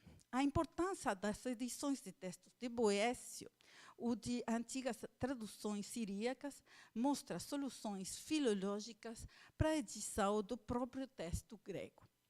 Nesse ponto, a história da recepção de Aristóteles e da edição de suas obras é crucial para fixar a própria letra do texto aristotélico.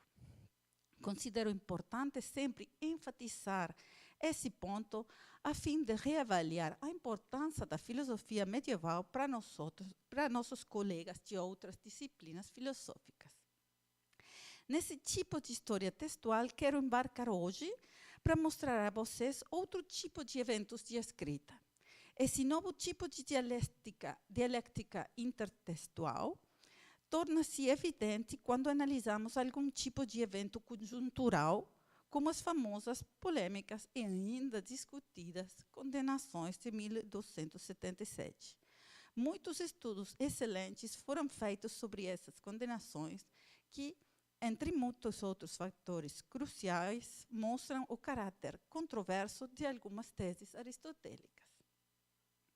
A mais difícil de evitar, mesmo com argumentos relativistas, é a tese da eternidade do mundo.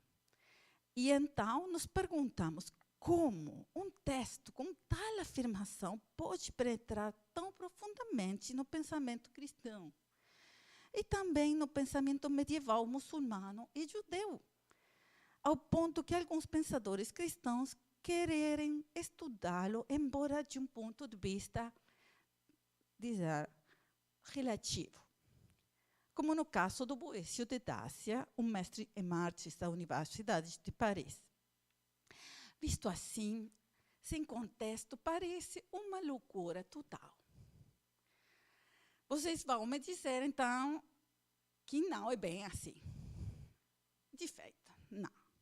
Que Aristóteles era uma grande autoridade desde a antiguidade, que sua autoridade foi reforçada pelas traduções da lógica do final da antiguidade para o siríaco e o latim.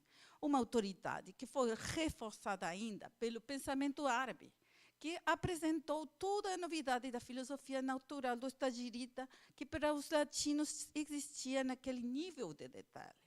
Não existia naquele nível de detalhe. De fato, a autoridade do gênio aristotélico conseguiu se impor mesmo diante da grande e contínua resistência religiosa em todas as crenças envolvidas. Bem, hoje quero apresentar a vocês um detalhe para acrescentar a essa bela paisagem. E a facilitação proporcionada pelo pensamento de alguns pais da igreja grega para a permeação dos textos aristotélicos no cristianismo. De fato, os padres gregos certamente não são aristotélicos. Mesmo que alguns sintagmas ou formulações semelhantes ao texto aristotélico sejam transmitidos em seus escritos. Essas formulações, talvez vindas de uma forma distante de Aristóteles, vêm para apoiar elementos antropológicos propriamente cristãos, que são, então, associados a Aristóteles e tornam permeável, ou torna ele, Aristóteles, permeável à mentalidade cristã. Isso é dito aqui de uma forma muito geral e não pode ser realmente compreendido até a gente ver os exemplos concretos do que quero falar. Vamos ver. O exemplo do livre-arbítrio é o exemplo do consentimento moral. O primeiro, o consentimento interno moral. O primeiro vem à tona da obra de fide ortodoxa, nós falamos já, de João Damasceno.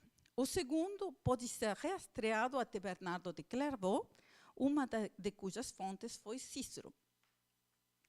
Abro um parêntese aqui para mencionar que no de fide ortodoxo encontramos tais formulações que podem ser rastreadas desde Ireneu de Lyon, com um trabalho de Juan Carlos Salvi mostrou recentemente em Santa Fé. De fato, de fide ortodoxa de João Damasceno foi traduzido para o latim por um juiz pisano, burgúndio, por volta de 1153-54. O mesmo juiz traduziria o De Natura Hominis, de Nemésio de Emesa, uma década depois. E esses dois textos seriam a base da antropologia escolástica por muito tempo. Além desses dois textos, Burgúndios começou sua carreira como tradutor com um texto ainda mais desafiador, a Ética Nicômaco. De acordo com Fernand Bossier, a Ética Aristotélica parece ter sido o primeiro texto traduzido pelo Pisano. E não podemos deixar de nos perguntar o que deixou esse juiz pisano curioso o suficiente para se aventurar num desafio como esse. Se pudermos conjecturar, acreditamos que o fator crucial para suas motivações como tradutor foi uma participação dele na missão de Anselmo de Heidelberg a Constantinopla em 1136. Lá, ele conheceu 2 outros tradutores de Aristóteles, Jacó de Veneza e Moisés de Bérgamo. Essa história será concluída em um outro trabalho que veremos, que está em andamento. Deixo para vocês esse. Mas vamos aos textos. Agora vamos.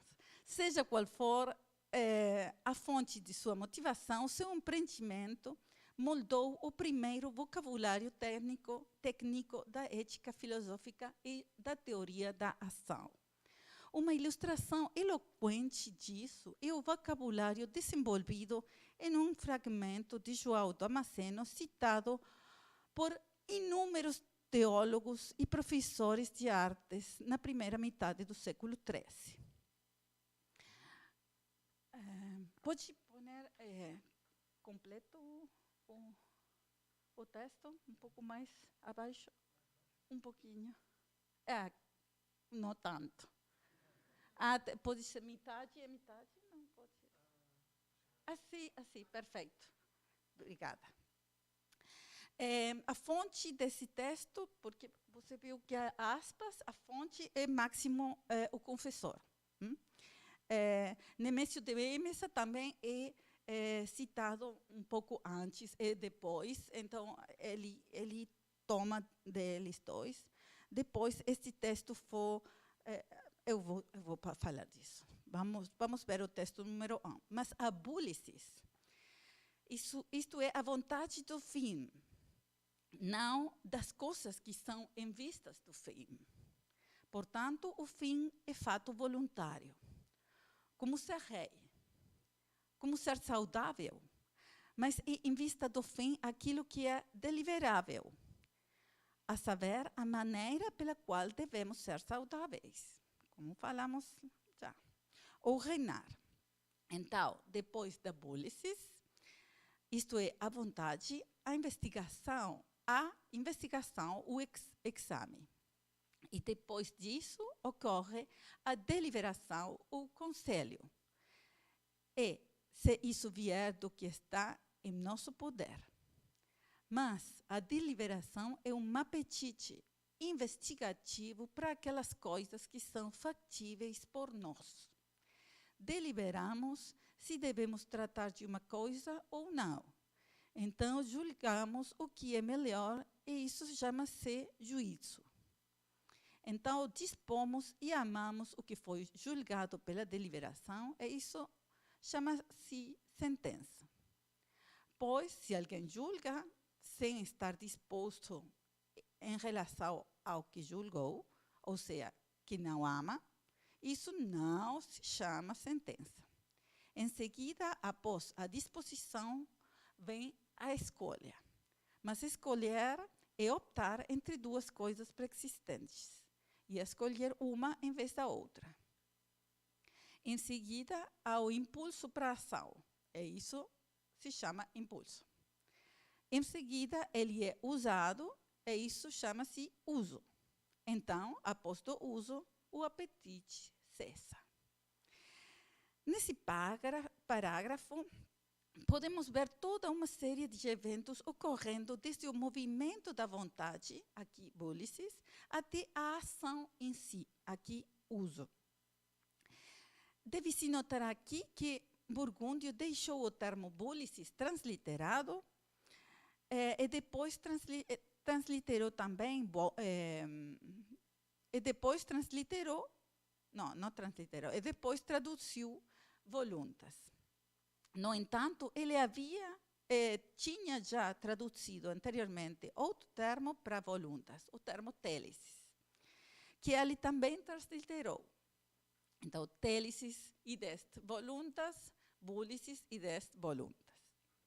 Burgúndio, em sua honestidade linguística, não sendo capaz de encontrar 2 termos para explicar a distinção dessas 2 vontades, deixa-nos essa diferenciação por meio da transliteração. Vale a pena mencionar aqui outro término, nome, que a Eugênia também traduz por voluntas, como encontramos num trabalho de Francisco Bastida. Essa estratégia de transliteração é comum em Burgúndio. Após a vontade e a ação de querer, os passos para a ação são detalhados. Investigação ou pesquisa, deliberação, juízo, sentença, escolha, impulso, uso. É como uma teoria da ação resumida. Muitos estágios de ação são nomeados, os quais serão investigados pelos leitores do Damasceno, em maior ou menor grau. Enfim, eu acho que isso continua depois, como vimos nos autores do Tobias. A fim de esclarecer a dinâmica da ação. Este texto circulou rapidamente, é um texto autoritário, entre teólogos e mestres de artes da universidade. Ele é reproduzido integralmente, citado integralmente em numerosos textos.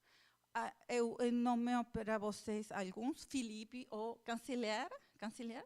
chanceler, João de la Rochelle, Alberto Magno e, ao menos, dois comentários anônimos da ética nicomaqueia. Ainda podemos encontrar outros. E era leitura obrigatória nos campos da antropologia e da ética filosófica. Entretanto, esse mesmo capítulo de Damasceno também contém formulações que mais tarde seriam descobertas, porque o texto da Damasceno chega ao Ocidente, circula em Ocidente antes que a ética nicômaco. Da ética temos citações depois deste Guilherme de Auxerre, nos anos 20, mas do Damasceno mesmo antes. Mesmo o Pedro Lombardo o utiliza. Mais tarde seriam descobertas na ética nicômaca. Então, por isso que eu digo mais tarde aqui. Por exemplo, podemos subir e ver o quadro de comparação. Por exemplo, isto não é lá, mas vocês podem ver já a comparação dos textos. A distinção entre voluntário e involuntário, pela qual Burgúndio de Pisa também foi responsável, e que influenciou esta tradução, influenciou o vocabulário filosófico de todas, não somente das latinas, de todas as línguas ocidentais até hoje. Outro exemplo é a distinção entre vontade, que é dos fins, e a escolha, que é das coisas que são para o fim. Da mesma forma, a distinção entre o que está em nosso poder e o que não está em nosso poder. Todos esses elementos são encontrados nos primeiros capítulos do livro 3 da Ética Nicômaco e também no texto do Damasceno. Agora, ainda, no capítulo 39, intitulado Concernente ao que está em nós, do F. Gemin, que o Damasceno aqui glosa, isto é, o que é de nosso próprio poder, autoexusion, é traduzido por Burgúndio deste jeito: de id quod in nobis est, id est de libero arbitrio. Vale a pena mencionar aqui que algumas obras também de Bastida mostram que essa tradução tem sua fonte em traduções anteriores de outros autores, como Rufino, ele falou a semana passada. Estou me referindo a isso porque também influenciaram a recepção do de fide ortodoxa. Aqui, então, com esta identificação do autoexusion com o livre-arbítrio, e particularmente, onde estamos? Os filósofos medievais e particularmente os comentaristas da ética encontraram então uma interpretação cristã do efgemin, aquilo que está em nós, de id quod in nobis est. E eles aplicaram quando encontraram a mesma formulação em Aristóteles. Quando lerem no livro 3 a escolha proairesis e do que está em nós, também frequentemente traduzido como do que está em nosso poder, eles imediatamente associaram isso ao livre-arbítrio da vontade.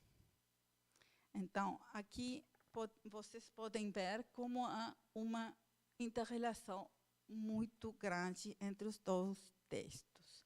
Mesmo que, como eu disse, ele toma seu texto, o Damasceno toma suas citações do Máximo, então isso mostra como essa era já também uma tradição entre os padres. E os autores escolásticos puderam ler este vocabulário já em muitos padres da igreja. Então, Aristóteles era deste jeito mais familiar para eles.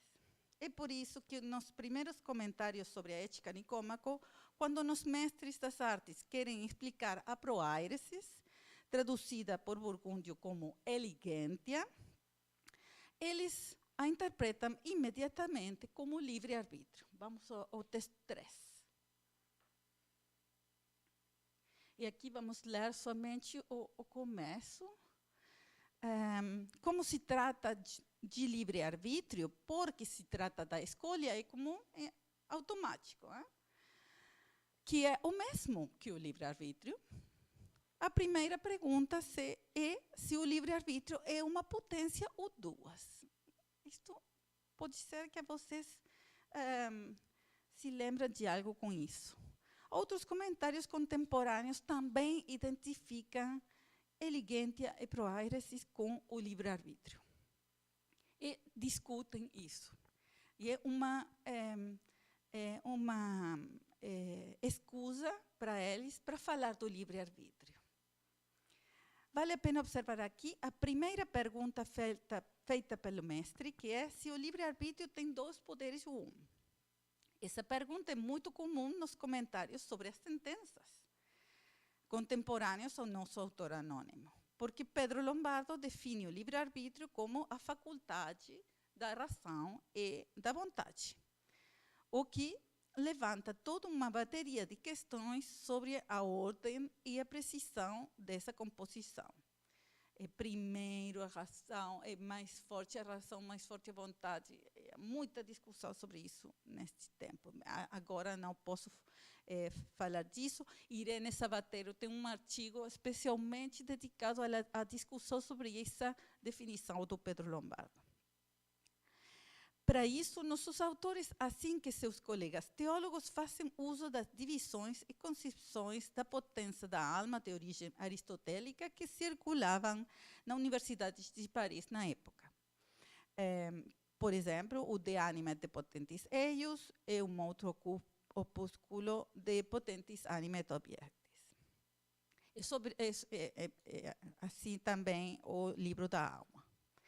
E aqui é necessário insistir naquilo que Tobias Hoffmann chama viragem ou giro psicológica, the psychological turn, na discussão do livre-arbítrio, que talvez seja, de fato, provocada em parte pela definição lombarda, em parte, digo, somente, mas também é importante que toda uma bateria de textos cristãos veiculasse conceitos aristotélicos ou de tipo aristotélico que provocaram a necessidade de um exame mais atento dos textos do Tagirita. Deve-se notar, então, que o fato de promover a assimilação de Aristóteles é favorecido pela coincidência como uma fonte de autoridade da teologia escolástica como João Damasceno. Essa coincidência e outras significam que um autor que normalmente não seria atraente para os autores cristãos por ser pagão, acaba tendo um ar de família, que faz com que alguns autores, pelo menos em uma primeira abordagem, adotem muitos dos conceitos aristotélicos. Da mesma forma, como vimos em um colóquio recente, esse favorecimento da recepção aristotélica também é mediado e auxiliado por Cícero. Agora gostaria de mostrar outra visão da teoria da ação que os autores atribuem a Aristóteles, o que eles discutem por ocasião da interpretação da ética, embora que ele não a considere, Aristóteles não considera este conceito. É a noção de consentimento ou consensus. Encontramos essa noção nas discussões tanto sobre a definição de livre-arbítrio do Pedro Lombardo, também em relação ao pecado, quanto na discussão do trecho de João Damasceno, que vimos antes, e, finalmente, também nos textos de Bernardo de Clairvaux. A definição do Pedro Lombardo, reformulada por o Filipe Chanceler, o próximo texto, 4, e o livre-arbítrio é o consentimento da vontade e da razão, da vontade como livre, da razão como juiz.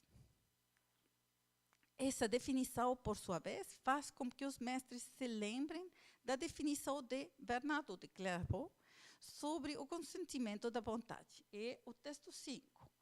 O verdadeiro consentimento é o assentimento espontâneo da vontade, de fato, como me lembro de ter dito acima, um hábito da mente, hábitus animi, livre por si só. Isso, por sua vez, despertará uma nova controvérsia no sentido da interpretação do consentimento como pertencente ao próprio da razão e ou da vontade, sendo a disjunção entre este e o u também um assunto de discussão.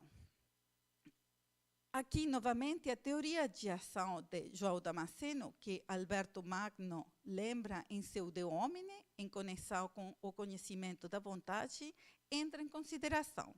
É o texto número 6. Deve-se dizer que um consentimento é da razão e outro da vontade. Tem dois consentimentos. O consentimento da razão é como uma sentença sobre o que deve ser feito, de acordo com o que Damasceno diz, que a sentença é o que é disposto e amado, que é julgado a partir da deliberação. Mas o consentimento da vontade está na concórdia da razão. Eu não tenho tempo. Vamos ir para a última frase, e por causa disso, é próprio da razão prática indagar sobre o bem real, julgar e consentir, ao passo que é próprio da vontade desejar. Por causa disso, o consentimento de ambos é para o bem, eles vão duas para o bem, mas o consentimento da razão é como uma sentença, enquanto o da vontade é como uma concórdia. Notemos aqui que Alberto faz uma equivalência entre a sentença do Damasceno e o consenso, ou seja, consentimento, colocando este último em estrita conformidade com a teoria da ação do Damasceno. Mas também, ao mesmo tempo, com a de Aristóteles no livro 3 da Ética Nicômaco. Assim, os mestres das artes, comentadores da Ética Nicômaco, mesmo que o consentimento como consensus não seja encontrado nos 3 primeiros livros da Ética, na tradução de Burgúndio de Pisa, não tem esse termo, e eles, até 1246, 47, não têm a ética completa, tem somente esses 3 livros do Burgúndio. Falta pouco. Assim, então, mesmo que o consenso não seja encontrado nos 3 primeiros livros da ética, o incorporam como um elemento. Está ali? Perfeito. A resposta deve ser que o corpo não merece em primeiro lugar. É a pergunta: quem merece mais, o corpo, a alma ou o composto? O corpo não merece em primeiro lugar, e para isso deve ser entendido que o mérito é devido em si mesmo ao consentimento para a boa obra. Mas não é devido para a obra externa, exceto como um sinal, de acordo com o que é dito mais tarde, ou posteriormente, que o deleite e a tristeza nas obras é um sinal de hábitos, mas pela razão que move e regula e preserva no bem. Portanto, ao que é dito que a ação corporal é a causa próxima, eu digo não. Ao contrário, ela não é uma causa, mas um sinal. Mas a causa propriamente dita é o consentimento da razão. E consentimento da razão que é a causa da ação. É a causa, me desculpe, é a causa do mérito. O mestre anônimo antecipa a teoria da ação que ele detalhará no livro 3 e já se pronuncia sobre a qualidade meritória do ato externo. Isso não é meritório em si, mas apenas um sinal, e o que é propriamente meritório é o consentimento da razão. Tanto os mestres das artes quanto os teólogos desse período, como Alberto Magno, testemunha brevemente, considerarão tanto o consentimento da razão quanto aquele da vontade. Depois se fará também, nesse mesmo autor, anônimo, uma identificação do consentimento e da deliberação, consensus e concilium e deliberatio. No caso dessa identificação, é explicado mais tarde no comentário que a deliberação é de 2 maneiras, uma investigação ou uma escolha. Em seu comentário ao 3º livro, ele retomará esta coordenação entre a teoria de ação do estagirita e seus próprios termos heredados da tradição. E chegamos um pouco ao fim, vamos ver as ideias centrais deste texto. Finalmente, podemos dizer que há 2 maneiras pelas quais o pensamento ético aristotélico adquire, mesmo antes de chegar ao Ocidente, matizes ou nuances que o tornam permeável à mentalidade cristã. Sem esses fatores contribuintes, seria muito mais improvável que o pensamento aristotélico tivesse penetrado tão profundamente no pensamento cristão medieval. Apresentamos hoje 2 exemplos bastante eloquentes, nos quais termos e conceitos da tradição cristã, como o livre-arbítrio e consentimento, são equivalentes a alguns termos do que chamei teoria da ação do estagirita, ou melhor dizendo, descrição da ação. Esses ingredientes ou acessórios, que são equivalentes a elementos tão centrais para a ética cristã, deram ao pensamento aristotélico um certo ar de família, que, juntamente com a fama e a celebridade que lhe chegaram de diferentes fontes, abriu caminho para a formação do pensamento ocidental. Mas o pensamento de Aristóteles ainda era bastante diferente do pensamento cristão, e somente algumas décadas depois foi necessário deliberar sobre alguns problemas, e encontraram muito pensamento, que muito de seu pensamento era incompatível com o cristianismo, como alguns autores suspeitavam já no início do século XIII.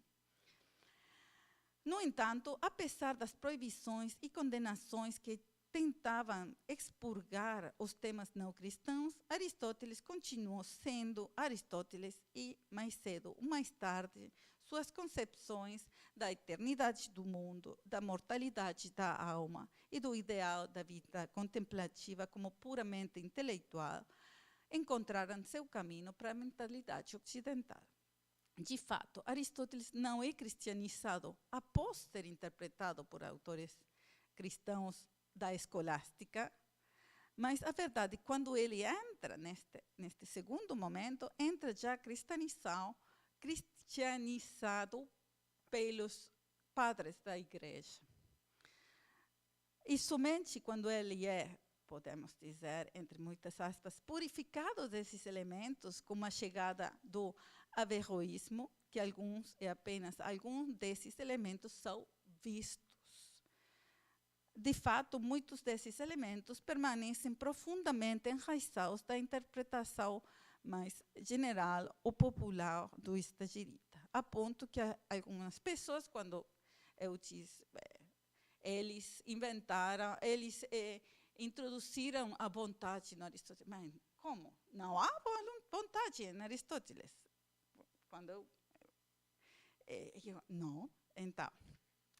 Por isso, mostrei a vocês essas chaves de leitura seguidas pelos primeiros intérpretes ocidentais da ética Nicômaco. Ainda há muito a ser pesquisado sobre a transformação do pensamento provocada pela chegada de Aristóteles entre 1150 e 1250, o que é frequentemente chamado a escolástica primitiva. Esse período mostra a fascinante metamorfose de uma ética eminentemente cristã, herdada da patrística e sedimentada em séculos de reflexão religiosa, para uma ética filosófica atravessada por novos conceitos e preocupações que transformaram para sempre a moralidade ocidental. Muito obrigada pela escuta.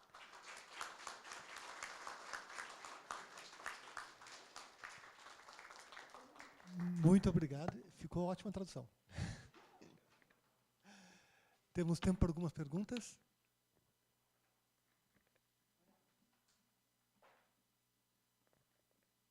Primeiro o José, depois o Roberto.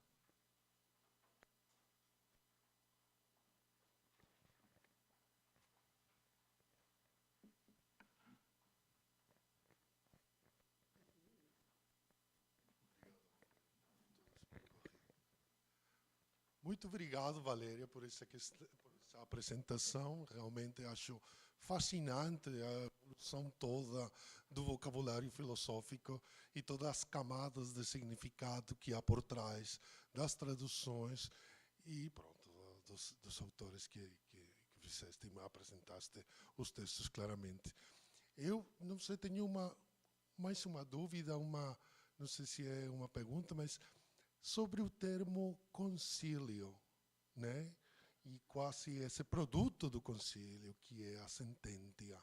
Quer dizer, o juízo necessariamente parece que tem um reflexo na linguagem, ou pelo menos um sintagma, né? Que é o reflexo daquela atividade da deliberação. Estou a pensar que já no século XIV, final do século XIII, os comentaristas de Aristóteles começam a pensar que aquele concílio não é só essa ação de deliberação, não é só individual, senão que também é coletiva. Então, que o melhor amigo do rei é o consigliere. Não sei se nas tuas investigações coletivas, individuais, tens visto já esse perfil coletivo desses termos, porque eu acho que consensos também parece que acaba num sentido coletivo, político, e pronto. Quer dizer, vamos ver se há alguma outra coisa, né, a ver aí, outra camada mais. Totalmente, totalmente. De fato, sempre primeiro o sentido político mais prático, e depois isso é utilizado, porque primeiro tem os concílios, as conciliações, os debates, as deliberações entre senadores, por exemplo, ou padres, numa discussão ecumênica, sei lá. E depois isso é utilizado como metáfora para a discussão interna da alma. Eu acho que num livro o Alente Liberar fala do verbo, em outro contexto, totalmente outro, do verbo categorizar, que é juízo, que é de fato um verbo judicial e que depois é rescatado e reutilizado pelo Aristóteles como juízo, como um termo da lógica, não?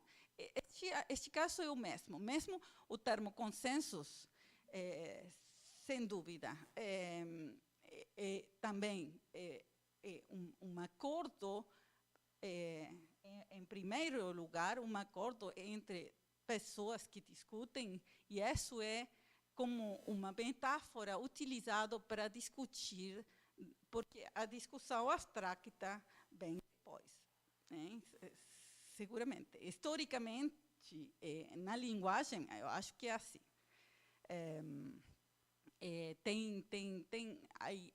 Há muitos estudos sobre isso também.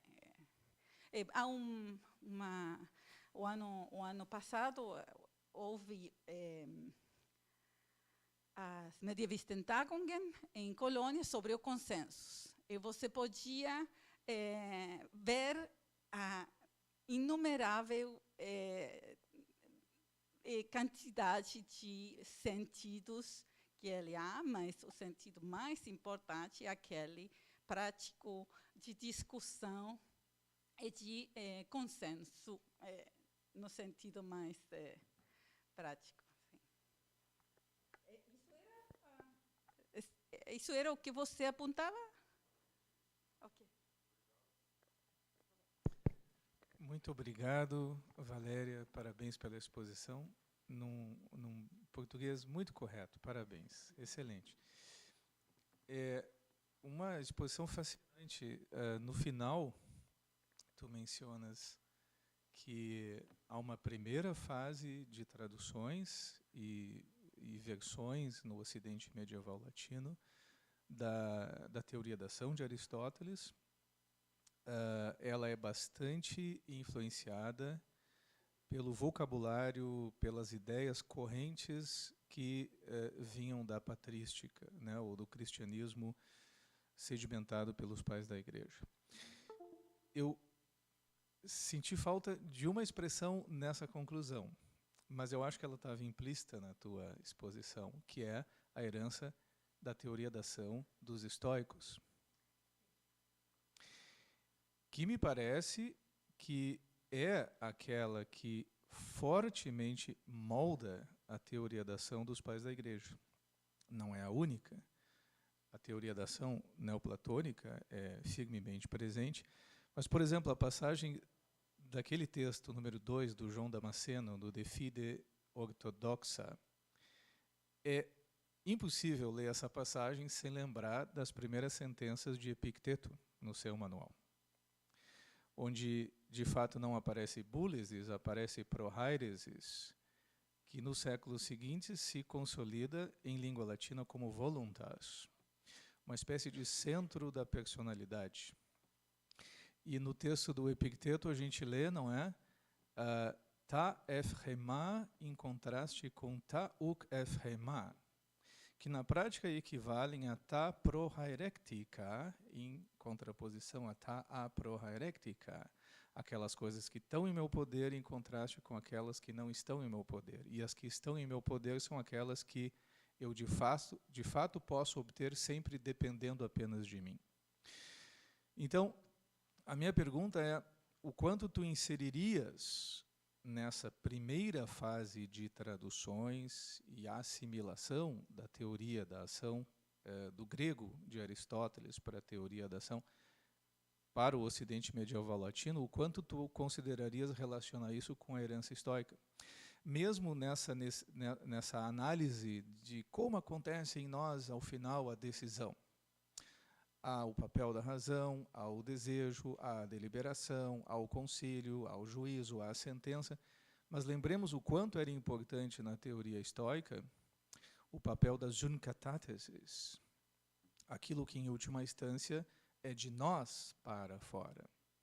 E, nesse sentido, esse posicionamento relativo à ação, com respeito a opiniões possíveis, a prohaerectices juncatáteses. E já nos estoicos, a diferença entre esse juízo do que é bom e aquilo que muito parece ser a decisão, que eles chamavam de hormé, e que Cícero eventualmente já traduz ora como ímpetus, ora como impulsos. Então, eu vejo que, se é uma assimilação dos pais da Igreja, essa assimilação tem um notável ecletismo. E ali o vocabulário da teoria da ação tem uma grande presença, uma grande característica estoica. Eu queria saber como tu te posicionarias em relação a essa observação. Totalmente de acordo. E hoje eu queria mostrar, fiquei na tradição, no latim, salvo por Cícero, que é muito longe, então, que não é minha especialidade, e já o João Damasceno não é muito perto de mim, por isso que eu queria ficar neste âmbito. No grupo de pesquisa, por exemplo, o Francisco Bastida, ele faz todo este movimento da patrística grega, e ele mostrou outro dia todas as influências do Epícteto, por exemplo. E Nicolás Avellaneda também em nosso grupo de pesquisa. Mas isso é competência deles, eu não, como se diz, não me atrevo a navegar nessas águas. É muito difícil de dizer em português. Quanto também temos esta tradição estoica que é veiculada, mesmo que Cícero não é estoico, mas é veiculada muitos desses termos, mesmo que Cícero traduz diferentemente, por exemplo, proairesis, outros termos. O termo proairesis é o termo mais complicado. Vimos na semana passada, tem 10 traduções diferentes, que tem cada uma muito peso em latim também. E Laura Corso trabalha com a tradição que vem do Cícero. E o Alfredo pode discutir com ela. Então, é por isso que eu não falei, porque não posso falar com muito saber disso. É minha limite, mas completamente de acordo. É tão rica esta tradição que uma pequena porta que abrimos abre um mundo novo. E isso que nós encontramos no grupo de pesquisa todos os dias. É fascinante, realmente. Muito obrigada pela questão. Valéria, muito obrigado. Espetacular. Não ficamos assim sem palavras, né? Muito obrigado mesmo. E dizer muito obrigado é pouco. Como João Damasceno, né, de fide ortodoxa, trabalha a noção de sindérese, que é uma noção muito antiga, o hábito intelectual dos primeiros princípios práticos. E parece que há uma certa, digamos assim, uma dupla direção na análise da sindérese, que se dá pela simultânea conotação, ou, digamos assim, a presença de duas acepções. Uma acepção enunciativa, então os primeiros princípios como enunciados, né? Ou seja, a presença de um predicado e um sujeito que formam uma oração, o que é próprio da razão prática, e, ao mesmo tempo, a presença da concórdia como elemento unitivo que interliga justamente a razão prática com a voluntas. E percebendo como, digamos assim, no século XIII e sobretudo nos séculos posteriores, o termo foi recebido em Tomás, em outros autores, em Soares mesmo, é perceptível isso no De Legibus e outras partes, parece que a herança da sindérese ganha uma conotação muito forte quando a patrística grega digamos assim, é cotejada. Eu queria te ouvir um pouco assim, da presença da sindérese na obra do João Damasceno. Muito obrigado. Isso não sei. Não encontrei, mas como não tenho lido, ele diz não. Não tenho lido todo o livro, mas nesses aspectos, esse pequeno, também não, na pergunta que tinha, quem fez a pergunta para ti, Tobias? Não me lembro. Sobre as virtudes intelectuais e morais, também não é lá. Virtudes intelectuais não fala aqui. E não fala das virtudes, porque é da ação. E não fala também não da sindérese neste trecho de texto. Ele começa aqui como uma também rápida teoria do conhecimento, porque discute das duas partes da alma, para conhecimento e para a prática, e depois discute esta teoria da ação e passa para o problema do livre-arbítrio, que é o problema que ele é interessado, que lhe interessa. Aqui não vi esse tipo de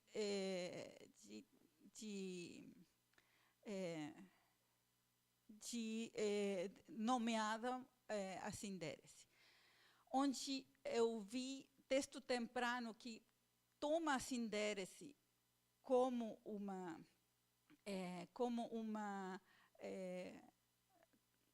oposição à proairesis, porque como algo integrando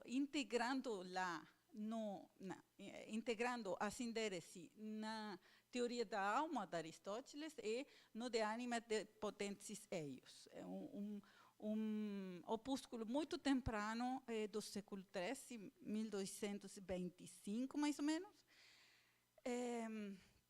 e que faz isto de insertar um termo teológico num texto filosófico.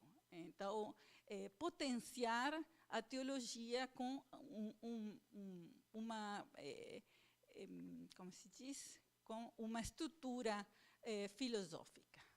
Mas no João Damasceno eu não vi, porque é um pouco longe do meu. Mas para mim é uma fonte muito importante que eu tive obrigação de desenvolver para compreender todas estas pessoas que falam dele todo o tempo. Mas tem essa tarefa de continuar com o estudo do João. Bom, tivemos um dia bastante intenso, teremos mais 4 pela frente, e temos que descansar um pouco para voltar durante a semana. Muito obrigado a todos. Agradecer mais uma vez aos 2 palestrantes. Boa noite.